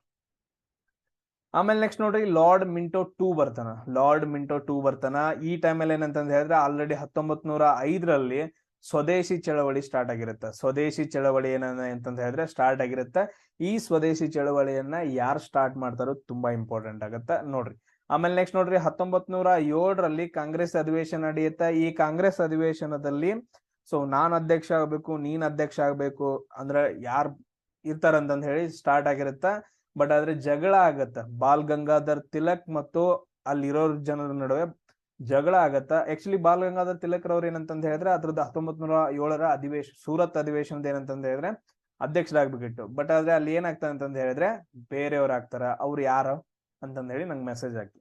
ಸೊ ಈ ಟೈಮಲ್ಲಿ ಒಡಕಾದ ನಂತರ 2 ಪಕ್ಷಗಳಾಗೇನಂತಂದ್ ಹೇಳಿದ್ರೆ 2 ಪಕ್ಷಗಳಾಗೇನಂತಂದ್ ಹೇಳಿದ್ರೆ ಡಿವೈಡ್ ಆಗತ್ತ. ಅವ್ರ ಯಾರ್ಯಾರು, ಒಬ್ರು ಮಂದಗಾಮಿಗಳಾಗಿ ಡಿವೈಡ್ ಆಗ್ತಾರ, ಆಮೇಲೆ ಇನ್ನೊಬ್ರು ಯಾರಂತಂದ್ ಹೇಳಿದ್ರೆ ತೀವ್ರಗಾಮಿಗಳಾಗಿ ಡಿವೈಡ್ ಆಗ್ತಾರ. ಮಂದಗಾಮಿಗಳು, ತೀವ್ರಗಾಮಿಗಳು. ಏನ್ ಡಿಫ್ರೆನ್ಸ್? ಮಂದಗಾಮಿ ಅಂತಂದ್ ಹೇಳಿದ್ರೆ ಅವ್ರು ಸಿಂಪಲ್ ಆಗಿ ನಾವು ಹಿಂಸೆಯನ್ನ ಮಾಡಂಗಿಲ್ಲ, ಸೊ ಬಿಟ್ಟು ಹೋಗ್ರಿ ಅಂತಂದ್ ಹೇಳಾರ. ತೀವ್ರಗಾಮಿ ಹಂಗಿಲ್ಲ, ಬಾ ಮಗನ ಹೊಡಿ ಮಗ ಅಂದಂಗಿದು, ಹೊಡಿ ಬಡಿ. ಸೊ ಎಲ್ಲದಕ್ಕೂ ರೆಡಿ ಅಂತಂದ್ ಹೇಳಿ ತೀವ್ರಗಾಮಿಗಳು. ಬಾಂಬ್ ಹಾಕೋದಾಗಿರ್ಬೋದು, ಕೊಲ್ಲೋದಾಗಿರ್ಬೋದು, ಹಿಂಸಾತ್ಮಕ ಚಟುವಟಿಕೆಗಳನ್ನ ಮಾಡ್ಬಿಟ್ಟು ಬ್ರಿಟಿಷರ್ನ ಹೊರ ಹೋಗಿ ನಿಂತ್ಕೊಂತಾರೆ. ಯಾರು? ತೀವ್ರಗಾಮಿಗಳು. ಅದ್ರಲ್ಲಿ ಮೇನ್ ಯಾರು? ಲಾಲ್ ಬಾಲ್ ಪಾಲ್ ಅಂತಂದ್ ಹೇಳ್ತೀರಿ. ಇವ್ ಯಾರು ಇರೋರು? ಬಾಲ್ ಗಂಗಾಧರ ತಿಲಕ್, ಲಾಲಾ ಲಜಪತ್ ರಾಯ್, ಆಮೇಲೆ ಇನ್ನೊಬ್ರು ಯಾರು ನೋಡ್ರಿ. ಸೊ ಇವ್ರೇನ ಇನ್ನು ಹಲವಾರು ಜನಗಳು ಬರ್ತಾರೆ, ನೆನ್ಪಿಡ್ರು. ಸೂರತ್ ಅಧಿವೇಶನ ಒಡಕಾಗತ್ತ. ಸೊ ಇದಾದ ನಂತರ ನೆಕ್ಸ್ಟ್ ಏನಾಗತ್ತ ಮತ್ ನೋಡ್ರಿ ಮುಸ್ಲಿಂ ಲೀಗ್ ಸ್ಥಾಪನೆ ಆಗತ್ತ. ಕ್ವಶನ್ ತುಂಬಾ ಕೇಳಿದಾರೆ ನೋಡ್ರ. ಮುಸ್ಲಿಂ ಲೀಗ್ ಏನಂತಂದ ಹೇಳಿದ್ರೆ ಸ್ಥಾಪನೆ ಆಗತ್ತೆ. ಯಾವಾಗ? 1906ರಲ್ಲಿ. ಯಾರು ಸ್ಥಾಪನೆ ಮಾಡ್ತಾರ? ಬಾಂಗ್ಲಾದೇಶದ ಢಾಕಾ ಒಳಗಡೆ ಏನಾಗತ್ತಂತಂದ ಹೇಳಿದ್ರೆ ಮುಸ್ಲಿಂ ಅಧಿವೇಶನ ಸ್ಥಾಪನೆ ಆಗತ್ತ. ಎಲ್ಲಾಗತ್ತ? ಢಾಕಾ ಒಳಗಡೆ ಮುಸ್ಲಿಂ ಅಧಿವೇಶನ ಸ್ಥಾಪನೆ ಆಗತ್ತ 1906ರಲ್ಲಿ. ಇಲ್ಲಿಂದ ಏನಂತಂದ್ ಹೇಳಿದ್ರೆ ಸ್ಟಾರ್ಟ್ ಆಗತ್ತ ಭಾರತ ಮತ್ತು ಪಾಕಿಸ್ತಾನದ ಜಗಳ. ನಮಗ್ ಸಪರೇಟ್ ದೇಶ ಬೇಕು ಅಂತಂದ್ ಹೇಳಿ ಇಲ್ಲಿಂದ ಸ್ಟಾರ್ಟ್ ಆಗತ್ತ. ಈ ಒಂದು 3 ಜನ ಕೂಡ್ಬಿಟ್ಟು ಸ್ಟಾರ್ಟ್ ಮಾಡಿರ್ತಾರ.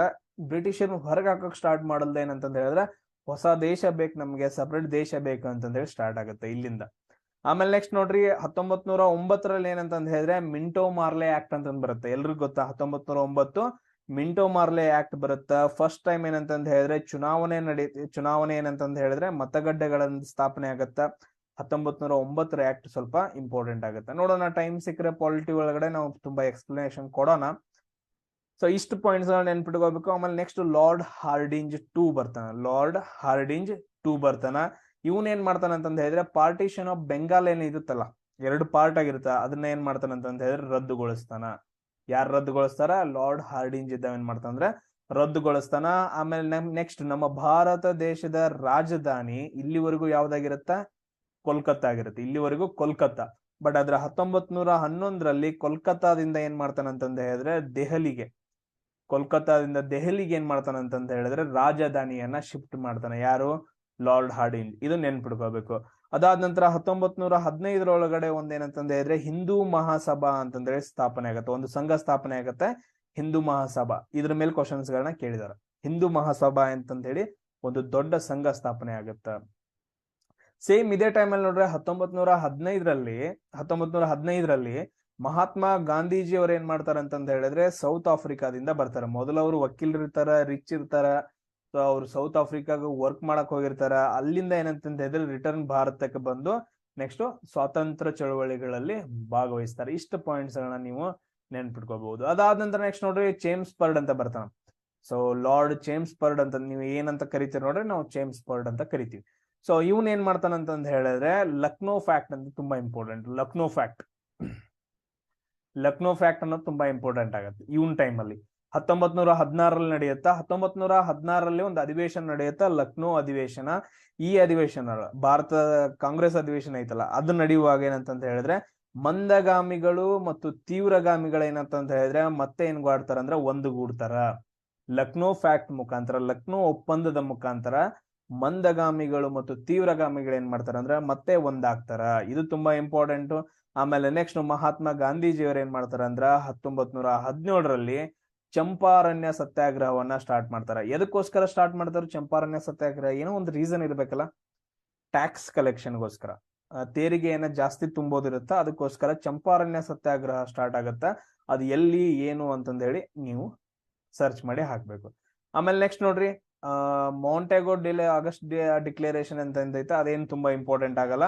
ಆಮೇಲೆ 1919 ಆಕ್ಟ್ ಬರುತ್ತೆ, ಗೌರ್ಮೆಂಟ್ ಇಂಡಿಯಾ ಆಕ್ಟ್, ಅಥವಾ ಅದನ್ನ ನಾವು ಚೇಮ್ಸ್ ಬರ್ಡ್ ಇನ್ನೊಬ್ಬನ ಏನೋ ಹೆಸರು ಕರಿತೀವಿ ನೋಡ್ರಿ, ಮಾಂಟೆಗೋ ಚೇಮ್ಸ್ ಬರ್ಡ್ ಆಕ್ಟ್ ಅಂತಾನು ಕರಿತೀವಿ. ಆಮೇಲೆ ನೆಕ್ಸ್ಟ್ ನೋಡ್ರಿ ರೌಲತ್ ಆಕ್ಟ್ ಅಂತ ಬರುತ್ತೆ. ಇದು ತುಂಬಾ ಇಂಪಾರ್ಟೆಂಟ್ ಆಗುತ್ತೆ. ರೌಲತ್ ಆಕ್ಟ್ ಯಾವ್ದಕ್ಕೆ ಇದ ರೌಲತ್ ಕಾಯ್ದೆ ಅಂತಂತ ಹೇಳಿ ನಾವು ತುಂಬಾ ಕೇಳಿದ ಸರ್. 1919 ರೌಲತ್ ಕಾಯ್ದೆ ಬರುತ್ತದೆ ಅಂತಂದ ಹೇಳಿ. ಸೊ ನಮ್ಮ ಭಾರತ ದೇಶದಲ್ಲಿ ಹಲವಾರು ಚಳುವಳಿಗಳಾಗ್ತಿರ್ತಾವ. ಅದಾದ ನಂತರ ಬ್ರಿಟಿಷರ ವಿರುದ್ಧ ದಂಗೆಗಳಾಗ್ತಿರ್ತಾವ. ರೌಲತ್ ಕಾಯ್ದೆಯನ್ನ ಜಾರಿಗೆ ತಗೊಂಡ್ ಬರ್ತಾರ. ಹಂಗಂದ್ರ ರೌಲತ್ ಕಾಯ್ದೆ ತುಂಬಾ ಇಂಪಾರ್ಟೆಂಟ್. ಈಗ 3-4 ಜನ ಎಲ್ಲಾದ್ರೂ ನಿಂತ್ಕೊಂಡಿದ್ರ ಏನಂತಂತ ಹೇಳಿದ್ರೆ, ಅಥವಾ 10 ಜನ ನಿಂತ್ಕೊಂಡಿದ್ರ ಅವ್ರನ್ನ ಬಂದ್ ಏನಂತಂತ ಹೇಳಿದ್ರೆ ಡೈರೆಕ್ಟ್ ಆಗಿ ಜೈಲ್ಗೆ ಹಾಕೋದು. ಜೈಲಿಗೆ ಹಾಕುವಾಗ ನಾನು ನಿನ್ ಇದೇ ರೀಸನ್ಗೆ ಹಾಕ್ತಾ ಇದ್ದೀನಿ, ನೀನ್ ಈ ತಪ್ಪು ಮಾಡಿದ್ಯಾ, ಇದೇ ರೀಸನ್ ನಾನು ನಿನ್ ಜೈಲ್ಗೆ ಹಾಕ್ತಿದ್ದೀನಿ ಅಂತಂದ್ ಹೇಳೋದು ಏನಂತಂದ ಹೇಳಿದ್ರೆ ಇದೊಂದೊಂದು ರೈಟ್ಸ್, ಅದು ಹಕ್ಕು ನಮ್ಗೆ ಅವ್ರು ಹೇಳ್ಬೇಕು. ಅದಕ್ಕೆ ಇವಾಗ ಅದನ್ನು ಕೂಡ ಏನಂತಂದ ಹೇಳಿದ್ರೆ ಪೊಲೀಸ್ ಬಂದ್ ನಿಮ್ನೆಲ್ಲಾದ್ರೂ ಅರೆಸ್ಟ್ ಮಾಡ್ತಾ ಇದ್ರೆ ನೀ ಏನಕ್ ಮಾಡಕತ್ತಿ ಅಂತ ನೀವು ಕೇಳೋ ರೈಟ್ಸ್ ನಿಮ್ಗೈತಿ. ಅವ್ರು ಹೇಳಲೇಬೇಕು. ಹೇಳಲಿಲ್ಲ ಅಂತಂತ ಹೇಳಿದ್ರೆ ಕಾನೂನು ಉಲ್ಲಂಘನೆ ಆಗತ್ತೆ. ಮೂಲಭೂತ ಹಕ್ಕದ ಏನಂತಂದ ಹೇಳಿದ್ರೆ ಉಲ್ಲಂಘನೆ ಆಗತ್ತೆ. ಮೂಲಭೂತ ಹಕ್ಕು ಉಲ್ಲಂಘನೆ ಆಯ್ತಂತಂದ ಹೇಳಿದ್ರೆ ನಾವ್ ಏನ್ ಮಾಡ್ತೀವಿ ಸರ್? ಆರ್ಟಿಕಲ್ 32 ಪ್ರಕಾರ ಸುಪ್ರೀಂ ಕೋರ್ಟ್ಗೆ ಏನ್ ಮಾಡ್ತೀವಿ ಅಂತಂದ ಹೇಳಿದ್ರೆ ಕೇಸ್ ಹಾಕ್ಬಹುದು. ಸೇಮ್ ಅದೇ ತರ ಆರ್ಟಿಕಲ್ 226 ಮುಖಾಂತರ ಸರ್ ಹೈಕೋರ್ಟ್ ಕೇಸ್ ಹಾಕ್ಬಹುದು. ನೆನ್ಪಿಟ್ಕೊಡ್ರಿ. ಸೊ ಅದಾದ ನಂತರ ಓಕೆ, ಈ ತರ ಏನಂತಂದ ಹೇಳಿದ್ರೆ ಹೇಳ್ಬಿಟ್ಟು ಏನ್ ಮಾಡ್ಬೇಕು? ಅರೆಸ್ಟ್ ಮಾಡ್ಬೇಕು. ಬಟ್ ಆದ್ರೆ ಇಲ್ಲಿ ಏನಾಗತ್ತೆ, ರೌಲತ್ ಕಾಯ್ದೆ ಮುಖಾಂತರ ಹೇಳಂಗಿಲ್ಲ, ಸುಮ್ನೆ ಬಂದೇನಂತಂದ ಹೇಳಿದ್ರೆ ಅರೆಸ್ಟ್ ಮಾಡ್ತಿರ್ತಾರ. ಸೊ ಅದೇನಂತಂದ ಹೇಳಿದ್ರೆ ರೌಲತ್ ಕಾಯ್ದೆ ಒಳಗಡೆ ಬರುತ್ತೆ, ನೆನ್ಪಿಟ್ಕೊಡ್ರಿ. ಆಮೇಲೆ ನೆಕ್ಸ್ಟ್ ನೋಡ್ರಿ ಜಲಿಯನ್ ವಾಲಾಬಾಗ್ ಹತ್ಯಾಕಾಂಡ ಆಗತ್ತ. 1919 ಜಲಿಯನ್ ವಾಲಾಬಾಗ್ ಹತ್ಯಾಕಾಂಡ ಆಗತ್ತ. ಹಲವಾರು ಜನರನ್ನ ಏನ್ ಮಾಡ್ತಾರ ಅಂತಂದ ಹೇಳಿದ್ರೆ ಕೊಂದೋಗಿತಾರ. ಯಾರು? ಜನರಲ್ ಡಯರ್ ಅಂತಂದ ಹೇಳಿ. ಸೊ ಇವನೇನ್ ಮಾಡ್ತಾನ ಅಂತಂದ ಹೇಳಿದ್ರೆ ಓಪನ್ ಫೈರ್ ಆರ್ಡರ್ ಕೊಟ್ಬಿಡ್ತಾನ. ಸೊ ಬ್ರಿಟಿಷರ್ ಏನ್ ಮಾಡ್ತಾರ ಅಂತಂದ ಹೇಳಿದ್ರೆ ಗುಂಡಿಕ್ಕಿ ಹಲವಾರು ಜನರನ್ನ ಕೊಂದ್ಬಿಡ್ತಾರ. ಜಲಿಯನ್ ವಾಲಾಬಾಗ್ ಹತ್ಯಾಕಾಂಡ ಅಂತಂದ್ ಹೇಳ್ತೀವಿ. 1919 ಏಪ್ರಿಲ್ 13ನೇ ತಾರೀಕಿನ ಅಂತಂದ್ ಹೇಳಿದ್ರೆ ನಡೆಯುತ್ತ ಪಂಜಾಬ್ ಒಳಗಡೆ. ಸೊ ಅದಾದ ನಂತರ ನೆಕ್ಸ್ಟ್ ನೋಡ್ರಿ ಮತ್ತೆ ಏನಂತಂದ್ ಹೇಳಿದ್ರೆ 2 ಚಳವಳಿಗಳು ಸ್ಟಾರ್ಟ್ ಆಗ್ತಾವ. ಅದೇ ಟೈಮ್ ಅಲ್ಲಿ ಅಸಹಕಾರ ಚಳವಳಿ ಅಂತ ಸ್ಟಾರ್ಟ್ ಆಗತ್ತ. ಇದನ್ನ ಯಾರು ಸ್ಟಾರ್ಟ್ ಮಾಡ್ತಾರ? ಆಮೇಲೆ ಇನ್ನೊಂದು ಖಿಲಾಫತ್ ಚಳವಳಿ ಅಂತ ಸ್ಟಾರ್ಟ್ ಆಗತ್ತೆ. ಖಿಲಾಫತ್ ಚಳವಳಿ ಅಂತಂದ್ ಹೇಳಿ 2 ಚಳವಳಿಗಳು, ಒಂದು ಅಸಹಕಾರ ಚಳವಳಿ, ಇನ್ನೊಂದು ಖಿಲಾಫತ್ ಚಳವಳಿ ಅಂತಂದ್ ಹೇಳಿ ಸ್ಟಾರ್ಟ್ ಆಗತ್ತಾರ. ಅಸಹಕಾರ ಚಳವಳಿಯನ್ನ ಗಾಂಧೀಜಿ ಅವರು ಸ್ಟಾರ್ಟ್ ಮಾಡ್ತಾರ. ಬಟ್ ಆದ್ರೆ ಖಿಲಾಫತ್ ಚಳವಳಿಯನ್ನ ಯಾರು ಸ್ಟಾರ್ಟ್ ಮಾಡ್ತಾರ ಅಂತಂದ್ ಹೇಳಿ ನೀವು ನೋಡ್ಬೇಕು. ಆಮೇಲೆ ನೆಕ್ಸ್ಟ್ ನೋಡ್ರಿ ಲಾರ್ಡ್ ರೀಡಿಂಗ್ ಅಂತ ಬರ್ತಾನ. ಇವನ್ ಟೈಮ್ ಅಲ್ಲಿ ಏನೇನಾಗತ್ತಪ್ಪ ಅಂತಂದ್ ಹೇಳಿದ್ರೆ ಅಸಹಕಾರ ಚಳವಳಿ ಆಗಿತ್ತ. ಇದನ್ನ ಏನ್ ಮಾಡ್ತಾರ ಅಂದ್ರೆ 1922ರಲ್ಲಿ ಈ ಚಳವಳಿಯನ್ನ ಸ್ಟಾಪ್ ಮಾಡ್ತಾನ ಗಾಂಧೀಜಿ. ಯಾಕೆ ಸ್ಟಾಪ್ ಮಾಡ್ತಾರ ಅಂತಂದ್ ಹೇಳಿದ್ರೆ ಚೌರಿ ಚೌರ ಘಟನೆ ನಡೆಯುತ್ತ. ಸೊ ಉತ್ತರ ಪ್ರದೇಶದ ಏನಂತಂದ್ ಹೇಳಿದ್ರೆ ಒಂದು ಹಳ್ಳಿ ಒಳಗಡೆ ಚೌರಿ ಚೌರ ಅನ್ನೋ ಒಂದು ಹಳ್ಳಿ ಒಳಗಡೆ ಏನ್ ಮಾಡ್ತಾರ ಅಂದ್ರೆ ಸೊ ಕ್ರಾಂತಿಕಾರಿಗಳು ಯಾರ್ಯಾರು ಭಗತ್ ಸಿಂಗ್ ಅವ್ರು ಇವ್ರು ಬರ್ತಾರ ನೋಡ್ರಿ. ಕ್ರಾಂತಿಕಾರಿಗಳು ಏನ್ ಮಾಡ್ತಾರ ಅಂತಂದ ಹೇಳಿದ್ರೆ ಚೌರಿ ಚೌರ ಒಂದು ಪೊಲೀಸ್ ಸ್ಟೇಷನ್ ಮೇಲೆ ದಾಳಿ ಮಾಡಿ ಬಾಂಬ್ ಹಾಕಿ ಅಲ್ಲಿರೋ ಬ್ರಿಟಿಷ್ ಅಧಿಕಾರಿಗಳನ್ನ ಹಿಂಸಾತ್ಮಕವಾಗಿ ಕೊಂದ್ ಹಾಕ್ತಾರ. ಅದಕ್ಕೋಸ್ಕರ ನೀವು ಹಿಂಸೆಗಳನ್ನ ಮಾಡಕತ್ತೀರಿ, ನಾ ನಿಮ್ಗ ಸಪೋರ್ಟ್ ಮಾಡಂಗಿಲ್ಲ ಅಂತಂದ ಹೇಳಿ ಗಾಂಧೀಜಿಯವ್ರು ಏನ್ ಮಾಡ್ತಾರ ಅಂದ್ರೆ ಅಸಹಕಾರ ಚಳವಳಿಯನ್ನ ಹಿಂತಗೊಂತಾರ. ಇದು ತುಂಬಾ ಇಂಪಾರ್ಟೆಂಟ್ ಆಗತ್ತೆ ಕ್ವಶನ್. ಸೊ ಅದೇ ಹೇಳಿದೆ ನೋಡಿ, ನಾನ್ ಕೋಆಪರೇಷನ್ ಮೂವ್ಮೆಂಟ್ ಅಂತಂದ ಹೇಳಿದ್ರೆ ವಿತ್ ಡ್ರಾ ಆಗತ್ತ. ಅದೇ ಟೈಮಲ್ಲಿ ಏನ್ ಮಾಡ್ತಾರ ಅಂತಂದ ಹೇಳಿದ್ರೆ ಸ್ವರಾಜ್ ಪಕ್ಷವನ್ನ ಸ್ಥಾಪನೆ ಮಾಡ್ತಾರ. 1922ರಲ್ಲಿ ಸ್ವರಾಜ್ ಪಕ್ಷವನ್ನ ಸ್ಥಾಪನೆ ಮಾಡ್ತಾರ. ಯಾರಪ್ಪ ಅಂತಂದ ಹೇಳಿದ್ರೆ ಮೋತಿಲಾಲ್ ನೆಹರು ಅವರು. ಯಾರು? ಜವಾಹರ್ಲಾಲ್ ನೆಹರು ಅವರ ಅಪ್ಪ ಮೋತಿಲಾಲ್ ನೆಹರು ಅವರು ಸ್ವರಾಜ್ ಪಕ್ಷವನ್ನ ಸ್ಥಾಪನೆ ಮಾಡ್ತಾರ. ಅವ್ರ ಜೊತೆಗೆ ಇನ್ನೊಬ್ರು ಇರ್ತಾರ ಸ್ವರಾಜ್ ಪಕ್ಷವನ್ನ ಸ್ಥಾಪನೆ ಮಾಡಕ. ಸೊ ಅದು ಯಾವ್ದಂತ ನೋಡ್ರಿ. ಆಮೇಲೆ ನೆಕ್ಸ್ಟ್ ಇನ್ನೊಂದ್ ಮಾಡ್ತಾರ ಕಾಕೋರಿ, ತುಂಬಾ ಇಂಪಾರ್ಟೆಂಟ್, ಕಾಕೋರಿ ರೈಲು ದುರಂತ ಅಂತಂದ ಹೇಳ್ತೀವಿ. ರೈಲು ರಾಬರಿ ಅಂತಂದ ಹೇಳ್ತೀವಿ. ರೈಲು ಕಳ್ಳತನ ಅಥವಾ ಏನಾದ್ರು ಬರ್ಕೊಡ್ರಿ, ರೈಲು ದುರಂತ ಅಥವಾ ಕಾಕೋರಿ ರೈಲು ದುರಂತ ಅಥವಾ ಕಾಕೋರಿ ರೈಲು ರಾಬರಿ ಅಂತಂದ ಹೇಳ್ತೀವಿ. 1925ರಲ್ಲಿ ನಡೆಯುತ್ತ. ಇದನ್ನ ಯಾರು ಮಾಡ್ತಾರ ಅಂತಂದ ಹೇಳಿದ್ರೆ ಕ್ರಾಂತಿಕಾರಿಗಳು ಮಾಡ್ತಾರ. ಏನಾಗ್ತಾ ಇರತ್ತ, ದುಡ್ಡು ಆಮೇಲೆ ವೆಪನ್ಸ್ಗಳು ಎಲ್ಲ ಏನಂತಂದ ಹೇಳಿದ್ರೆ ಕಾಕೋರಿ ಒಂದು ಊರ್ ಮೇಲೆ ಟ್ರೈನ್ ಹಾದು ಹೋಗ್ತಾ ಇರತ್ತೆ ಬ್ರಿಟಿಷರ್ದು, ಅದನ್ನ ದರೋಡೆ ಮಾಡ್ತಾರ. ಸೊ ಅದನ್ನ ಏನಂತಂದ ಹೇಳಿದ್ರೆ ದರೋಡೆ ಮಾಡಿ ಎಲ್ಲಾನು ನಾಶ ಮಾಡ್ತಾರ ಕ್ರಾಂತಿಕಾರಿಗಳು. ಕಾಕೋರಿ ಟ್ರೈನ್ ಇದು ಅಂತಂದ ಹೇಳ್ತೀವಿ, ರಾಬರಿ ಅಂತಂದ ಹೇಳ್ತೀವಿ 1925ರಲ್ಲಿ. ಆಮೇಲೆ ನೆಕ್ಸ್ಟ್ ಯಾರು ಬರ್ತಾರ ಅಂದ್ರೆ ಲಾರ್ಡ್ ಇರ್ವಿನ್ ಅಂತಂದ್ ಹೇಳ್ಬಿಟ್ಟು ವೈಸ್ ರಾಯ್ ಬರ್ತಾನ. ಇವನ್ ಟೈಮಲ್ಲಿ ಏನಂತಂದ ಹೇಳಿದ್ರೆ ಸೈಮನ್ ಕಮಿಷನ್ ಅಂತ ಬರುತ್ತೆ. ಏನಿದು ಸೈಮನ್ ಕಮಿಷನ್? ಸಿಂಪಲ್ ಆಗಿ ಹೇಳ್ತೀನಿ ನೋಡ್ರಿ. 1919ರಲ್ಲಿ ಏನಂತಂದ ಹೇಳಿದ್ರೆ 1919 ಆಕ್ಟ್ ರಲ್ಲಿ ಹಲವಾರು ಕಾನೂನುಗಳು ಬರ್ತಾವ. ಅದ್ರ ಬಗ್ಗೆ ಡಿಸ್ಕಷನ್ ನೆಕ್ಸ್ಟ್ ಮಾಡೋಣ, ಓದ್ಕೊಳ್ರಿ. ಕಾನೂನುಗಳು ಬರ್ತಾವ. ಈ ಎಲ್ಲವನ್ನ ಏನಂತಂದ ಹೇಳಿದ್ರೆ ನಮ್ಮ ಭಾರತ ದೇಶದಲ್ಲಿ ಜಾರಿಗೆ ತಗೊಂಡ್ ಬರ್ಬೇಕು. ಸೊ ಜಾರಿಗೆ ಇವೆಲ್ಲ ಬಂದಿದಾವೋ ಇಲ್ಲೋ ಅಂತಂದ ಹೇಳಿ ಚೆಕ್ ಮಾಡಕ 1927ರಲ್ಲಿ ಒಂದು ಕಮಿಷನ್ ಬರುತ್ತಾ. ನಾವು ಅದನ್ನ ಸೈಮನ್ ಕಮಿಷನ್ ಅಂತ ಮಾಡ್ತೀವಿ. ಇದೇ ಟೈಮ್ ಅಲ್ಲಿ ಸೊ ಅದಕ್ಕೊಂದು ಡೊಮಿನಿಯನ್ ಸ್ಟೇಟಸ್ ಬೇಕು, ಅದು ಇದು ಅಂತಂದ್ರೆ ಹಲವಾರು ಡಿಸ್ಕಷನ್ಗಳ ಆಗ್ತಿರ್ತಾವ. ಜಸ್ಟ್ ಅದನ್ನ ನೆನ್ಪಿಟ್ಕೊಡ್ರಿ. ಆಮೇಲೆ ನೆಕ್ಸ್ಟ್ ನೋಡ್ರಿ ಇಂಡಿಯನ್ ಸ್ಟೇಟ್, ಇದು ಬೇಡ, ಅಷ್ಟೊಂದು ಏನ್ ಇಂಪಾರ್ಟೆಂಟ್ ಇಲ್ಲ. ಆಮೇಲೆ ನೆಹರು ರಿಪೋರ್ಟ್ ಅಂತಂದ್ ಬರುತ್ತಾ. ಸೊ ಅದ್ರ ಬಗ್ಗೆ ನೋಡ್ರಿ, ನೆಹರು ರಿಪೋರ್ಟ್ ಯಾವಾಗ ಬರುತ್ತಂದ್ರೆ 1928ರಲ್ಲಿ ಬರುತ್ತಾ. ಆಮೇಲೆ ನೆಕ್ಸ್ಟ್ ದೀಪಾವಳಿ ಡಿಕ್ಲರೇಷನ್ ಅಂತಂದ್ ಬರುತ್ತೆ 1929ರಲ್ಲಿ. ಅಂದ್ರೆ ನಮ್ಮ ಭಾರತ ದೇಶವರನ್ನ ಮನವೊಲಿಸಾಕ ಏನ್ ಮಾಡ್ತಾರೆ ಅಂದ್ರೆ ಈ ತರ ಡಿಕ್ಲರೇಷನ್ಸ್ ಗಳು ಅವು ಇವು ಮಾಡ್ತಾರ. ಆಮೇಲೆ ನೆಕ್ಸ್ಟ್ ನೋಡ್ರಿ ಲಾಹೋರ್ ಅಧಿವೇಶನ ನಡೆಯುತ್ತ. ಲಾಹೋರ್ ಅಧಿವೇಶನ, ಈ ಲಾಹೋರ್ ಅಧಿವೇಶನದ ಅಧ್ಯಕ್ಷರು ಯಾರಾಗಿರ್ತಾರ ಅಂತಂದ ಹೇಳಿದ್ರೆ ಜವಾಹರ್ಲಾಲ್ ನೆಹರು ಅವರು ಅಧ್ಯಕ್ಷರಾಗಿರ್ತಾರ. ಸೊ ಇದ್ರಲ್ಲೇ ಏನ್ ಮಾಡ್ತಾರ ಅಂತಂದ ಹೇಳಿದ್ರೆ ಪೂರ್ಣ ಸ್ವರಾಜ್ ಅಂತಂದ ಹೇಳ್ಬಿಟ್ಟು ಘೋಷಣೆ ಮಾಡ್ತಾರ. ಸಂಪೂರ್ಣ ಸ್ವರಾಜ್, ಪೂರ್ಣ ಸ್ವರಾಜ್ ಅಂತಂದ ಹೇಳಿ ಘೋಷಣೆ ಮಾಡ್ತಾರ. ಆಮೇಲೆ ನೆಕ್ಸ್ಟ್ ನೋಡ್ರಿ ಮಹಾತ್ಮ ಗಾಂಧೀಜಿ ಅವರು 1930ರಲ್ಲಿ ದಂಡಿ ಸತ್ಯಾಗ್ರಹವನ್ನ ಸ್ಟಾರ್ಟ್ ಮಾಡ್ತಾರ. ಏನ್ ಸ್ಟಾರ್ಟ್ ಮಾಡ್ತಾರ? ದಂಡಿ ಸತ್ಯಾಗ್ರಹವನ್ನ ಸ್ಟಾರ್ಟ್ ಮಾಡ್ತಾರ. ಆಮೇಲೆ ಇನ್ನೊಂದು ಕಾನೂನು ಭಂಗ ಚಳವಳಿನು ಅಂತಂದ ಹೇಳ್ತೀವಿ. ಕಾನೂನು ಭಂಗ ಚಳವಳಿಯನ್ನು ಕೂಡ ಸ್ಟಾರ್ಟ್ ಆಗುತ್ತೆ. ದಂಡಿ ಸತ್ಯಾಗ್ರಹ ಮತ್ತು ಕಾನೂನು ಭಂಗ ಚಳವಳಿ, ಸಿವಿಲ್ ಡಿಸ್ಒಬಿಡಿಯನ್ಸ್ ಮೂವ್ಮೆಂಟ್ ಅಂತ ಹೇಳ್ತೀವಿ. 1930ರಲ್ಲಿ ಗಾಂಧೀಜಿ ಅವರು ಸ್ಟಾರ್ಟ್ ಮಾಡ್ತಾರ. ಆಮೇಲೆ ನೆಕ್ಸ್ಟ್ ಗಾಂಧಿ ಮತ್ತು ಇರ್ವಿನ್ ಒಪ್ಪಂದ ಅಂತ ಬರುತ್ತಾ 1931ರಲ್ಲಿ. ದುಂಡು ಮೇಜಿನ ಸಮ್ಮೇಳನಗಳು ನಡೀತಾ ಇರ್ತಾವ. ಆ ಟೈಮಲ್ಲಿ ಗಾಂಧಿ ಇರ್ವಿನ್ ಒಪ್ಪಂದ ಆಗತ್ತ 1931ರೊಳಗೆ. ಸೊ ಇಷ್ಟು ಪಾಯಿಂಟ್ಸ್ ಗಳನ್ನ ನೀವೇನಂತಂದ ಹೇಳಿದ್ರೆ ಅದರಲ್ಲಿ ನೆನ್ಪಿಟ್ಕೋಬೇಕು. ಆಮೇಲೆ ನೆಕ್ಸ್ಟ್ ನೋಡ್ರಿ ಲಾರ್ಡ್ ವೆಲ್ಲಿಂಗ್ಟನ್ ಅಂತಂದ್ ಬರ್ತಾನ. ಇವಂದ್ರಲ್ಲಿ ಏನಪ್ಪಾ ಅಂತಂದ ಹೇಳಿದ್ರೆ ಫಸ್ಟ್ ದುಂಡು ಮೇಜಿನ ಸಮ್ಮೇಳನ ಲಾರ್ಡ್ ಇರ್ವಿನ್ ಇದ್ದಾಗ ನಡೆಯುತ್ತ. ಅದಾದ ನಂತರ ಸೆಕೆಂಡ್ ಮತ್ತು ಮೂರನೇ ದುಂಡು ಮೇಜಿನ ಸಮ್ಮೇಳನಗಳು ಇವನ್ ಟೈಮಲ್ಲಿ ನಡೆಯುತ್ತ. ಆಮೇಲೆ ನೆಕ್ಸ್ಟ್ ನೋಡ್ರಿ ಇದೇ ಟೈಮಲ್ಲಿ ಏನಂತಂದ್ ಹೇಳಿದ್ರೆ ಅಂಬೇಡ್ಕರ್ ಅವ್ರ ಏನಂತಂದ್ ಹೇಳಿದ್ರೆ ಪುಣೆ ಏನಂತಂದ್ ಹೇಳಿದ್ರೆ ಯರವಾಡ್ ಜೈಲ್ ಅಂತಂದ್ ಹೇಳ್ತೀವಲ್ಲ, ಎಸ್ ಯರವಾಡ್ ಜೈಲು. ಸೊ ಆ ಜೈಲು ಒಳಗಡೆ ಇರ್ತಾರ. ಆ ಜೈಲು ಒಳಗಡೆ ಏನಂತಂದ್ ಹೇಳಿದ್ರೆ ಅವರೊಂದು ಚಳವಳಿಯನ್ನ ಮಾಡ್ತಿರ್ತಾರ ಅಂಬೇಡ್ಕರ್ ಅವರು. ಅವ್ರ ಜೊತೆ ಮೀಟ್ ಆಗಿ ಏನಂತಂದ್ ಹೇಳಿದ್ರೆ ಪೂನಾ ಒಪ್ಪಂದ ಆಗತ್ತ. ಪೂನಾ ಒಪ್ಪಂದ ಯಾರ್ಯಾರ ನಡುವೆ ಪೂನಾ ಒಪ್ಪಂದ ಆಗತ್ತ? ಅಂಬೇಡ್ಕರ್ ಮತ್ತು ಗಾಂಧೀಜಿ ಅವರ ನಡುವೆ ಪೂನಾ ಒಪ್ಪಂದ ಆಗುತ್ತೆ. ಇವಾಗ ಏನ್ ರಿಸರ್ವೇಶನ್ ಸಿಸ್ಟಮ್ ಬರುತ್ತಲ್ಲ, ಸೊ ಇವಾಗ ಯಾರು ಜಾತಿ ಬಗ್ಗೆ ಇಲ್ಲಿ ಯಾರು ಮಾತಾಡ್ತಾ ಇಲ್ಲ, ಎಜುಕೇಶನ್ ಅಷ್ಟೇ. ಇವಾಗ್ಲೇ ಹೇಳ್ತಾ ಇದೀನಿ ನಾನು ಎಕ್ಸ್ಪ್ಲನೇಷನ್ ಮಾಡೋಕ್ಕಿಂತ ಮುಂಚೆ. SC ST ಅದಾದ ನಂತರ ಹಿಂದುಳಿದ ವರ್ಗಗಳೇನ್ ಬರ್ತಾವಲ್ಲ, ಸೊ ಅವ್ರಿಗೆ ಏನಂತಂದ್ ಹೇಳಿದ್ರೆ ಮೀಸಲಾತಿಯನ್ನ ಕೊಡಬೇಕು, ಅವರು ಏನಂತಂದ್ ಹೇಳಿದ್ರೆ ಅಭಿವೃದ್ಧಿ ಆಗ್ಬೇಕಂತಂದ್ ಹೇಳಿ ಗಾಂಧೀಜಿ ಮತ್ತು ಏನಂತಂದ್ ಹೇಳಿದ್ರೆ ಅಂಬೇಡ್ಕರ್ ನಡುವೆ ಒಂದು ಒಪ್ಪಂದ ಆಗತ್ತ. ಸೊ ಅದನ್ನ ನಾವು ಪೂನಾ ಒಪ್ಪಂದ ಅಂತಂದ್ ಹೇಳ್ತೀವಿ. ಇದು ಒಂದ್ ಕಡೆ ಆದ್ರೆ, ಇನ್ನೊಂದ್ ಏನಂತಂದ್ ಹೇಳಿದ್ರೆ ಚುನಾವಣೆ ಬಗ್ಗೆ ಕೂಡ ಏನಂತಂದ್ ಹೇಳಿದ್ರೆ ಇಲ್ಲಿ ಡಿಸ್ಕಷನ್ ಆಗತ್ತ. ಅದಾದ ನಂತರ 1935ರಲ್ಲಿ ಭಾರತ ಸರ್ಕಾರ ಕಾಯ್ದೆ ಅಂತಂದ್ ಹೇಳಿ ಒಂದು ಜಾರಿಗೆ ಬರುತ್ತ. ಸೊ ಅದರಲ್ಲಿ ಏನೇನಾಗತ್ತ ಅದನ್ನ ನಾವು ನೆಕ್ಸ್ಟ್ ನೋಡೋಣ. ನೆಕ್ಸ್ಟ್ ನೋಡ್ರಿ ಲಾರ್ಡ್ ಲಿನ್ ಲಿತ್ಗೋ ಇವನ್ ತುಂಬಾ ಇಂಪಾರ್ಟೆಂಟ್ ಆಗ್ತಾನ. ಲಾರ್ಡ್ ಲಿನ್ ಲಿತ್ಗೋ ಅಂತಂತ ಹೇಳ್ತೀವಿ. ಸೊ ಈ ಟೈಮ್ ಅಲ್ಲಿ ತುಂಬಾ ಇಂಪಾರ್ಟೆಂಟ್, ಎರಡನೇ ವರ್ಲ್ಡ್ ವಾರ್ ನಡೆಯುತ್ತ.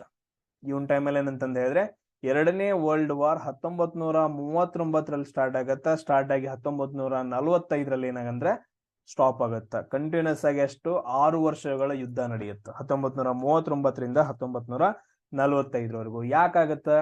ಸೊ ಪೋಲ್ಯಾಂಡ್ ಮೇಲೆ ಏನಂತಂದ ಹೇಳಿದ್ರೆ ಜರ್ಮನಿ ದಾಳಿ ಮಾಡುತ್ತ. ಜರ್ಮನಿ ಒಳಗಡೆ ಹಿಟ್ಲರ್ ಇರ್ತಾನ. ಸೊ ಸರ್ವಾಧಿಕಾರಿ ಅವನ್ ಏನ್ ಮಾಡ್ತಾನಂದ್ರೆ ಪೋಲ್ಯಾಂಡ್ ಮೇಲೆ ದಾಳಿ ಮಾಡ್ತಾನ. ಅಲ್ಲಿಂದ ಎರಡನೇ ವರ್ಲ್ಡ್ ವಾರ್ ಸ್ಟಾರ್ಟ್ ಆಗತ್ತ, ನೆನ್ಪಿಟ್ಕೊಡ್ರಿ. ಸೊ ಅದಾದ ನಂತರ ನೆಕ್ಸ್ಟ್ ನೋಡ್ರಿ, ಇದ್ರಲ್ಲಿ ತ್ರಿಪುರಿ ಕ್ರೈಸಿಸ್ ಅವು ಇವು ಎಲ್ಲ ಬರ್ತಾವ. ಅಷ್ಟೊಂದು ಏನ್ ಇಂಪಾರ್ಟೆಂಟ್ ಇಲ್ಲ ತ್ರಿಪುರಿ ಕ್ರೈಸಿಸ್ ಅಂತ ಹೇಳಿ. ಬಟ್ ಆದ್ರೆ ಫಾರ್ವರ್ಡ್ ಬ್ಲಾಕ್ ಅಂತಂದ ಹೇಳಿ ಒಂದು ಸಂಘ ಸ್ಥಾಪನೆ ಆಗತ್ತ. ಫಾರ್ವರ್ಡ್ ಬ್ಲಾಕ್ ತುಂಬಾ ಇಂಪಾರ್ಟೆಂಟ್. ಯಾರು ಸ್ಥಾಪನೆ ಮಾಡ್ತಾರ ಫಾರ್ವರ್ಡ್ ಬ್ಲಾಕ್? ತುಂಬಾ ಇಂಪಾರ್ಟೆಂಟ್. ಫಾರ್ವರ್ಡ್ ಬ್ಲಾಕ್ ಯಾರು ಸ್ಥಾಪನೆ ಮಾಡ್ತಾರ ನೋಡ್ರಿ 1939ರಲ್ಲಿ ಸ್ಥಾಪನೆ ಆಗತ್ತ.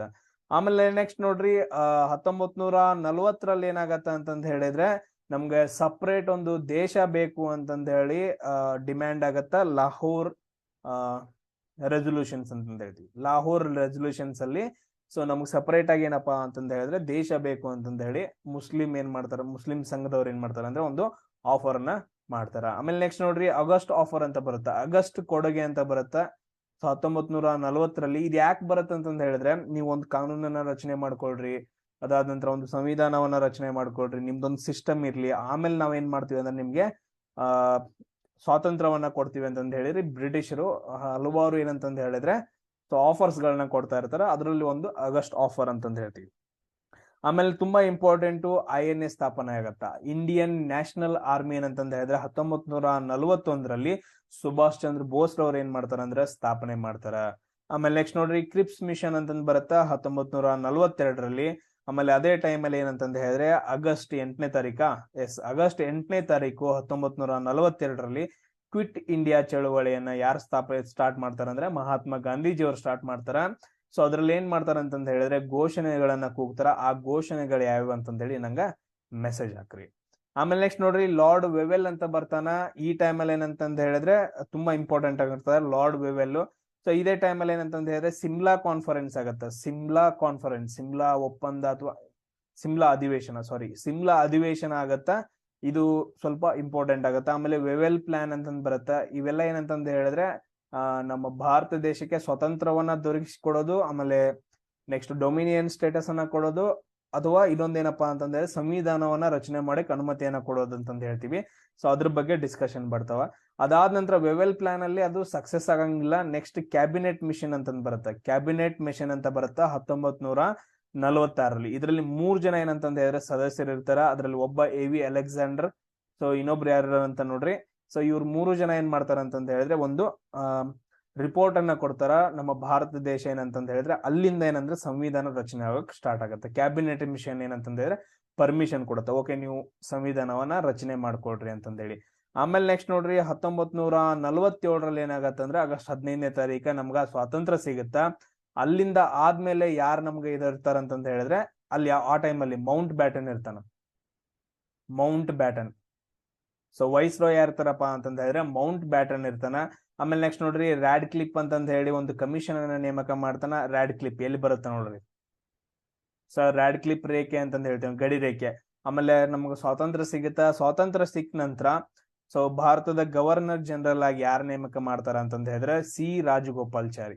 ಯಾರಾಗ್ತಾರಂತಂದ ಹೇಳಿದ್ರೆ ಸಿ ರಾಜಗೋಪಾಲ್ಚಾರಿ ಅವ್ರು ಆಗ್ತಾರ 1950 ಆಮೇಲೆ ಈ ಸ್ಥಾನವನ್ನ ತೆಗೆದ್ಬಿಟ್ಟೇನಂತಂದ ಹೇಳಿದ್ರೆ ನೆಕ್ಸ್ಟ್ ಏನ್ ಬರುತ್ತಾ, ಕ್ಯಾಬಿನೆಟ್ ಅಂದ್ರೆ ಕ್ಯಾಬಿನೆಟ್ ರಚನೆ ಆಗತ್ತ. ಆಮೇಲೆ ನೆಕ್ಸ್ಟ್ ರಾಷ್ಟ್ರಪತಿ, ಆಮೇಲೆ ಪ್ರಧಾನ ಮಂತ್ರಿ ಅಂತಂದ ಹೇಳಿ ಒಂದು ದೊಡ್ಡ ಸರ್ಕಾರನೇ ನಮ್ಮ ಭಾರತ ದೇಶದಲ್ಲಿ ರಚನೆ ಆಗತ್ತ. ಇಷ್ಟೇನಪ್ಪಾ ಅಂತಂದ ಹೇಳಿದ್ರೆ ಗವರ್ನರ್ಸ್ ಆಗಿರ್ಬೋದು, ಆಮೇಲೆ ವೈಸ್ ರಾಯ್ ಮೇಲೆ ಕ್ವಶನ್ಸ್ ಗಳನ್ನ ಕೇಳ್ತಾನ. ಏನಾದ್ರೂ ಇನ್ನು ಮಿಸ್ ಆಗಿದ್ರೆ ಏನ್ ಮಾಡ್ರಿ ಅಂತಂದ ಹೇಳಿದ್ರೆ ಇನ್ಕ್ಲೂಡ್ ಮಾಡ್ರಿ, ಮೆಸೇಜ್ ಹಾಕ್ರಿ. ಸೊ ನೆಕ್ಸ್ಟ್ ಏನಪ್ಪಾ ಅಂತಂದ ಹೇಳಿದ್ರೆ ನೆಕ್ಸ್ಟ್ GK ಕ್ಲಾಸ್ ಅಲ್ಲಿ ಸಿಗೋಣ. ಜೈ ಶ್ರೀರಾಮ್.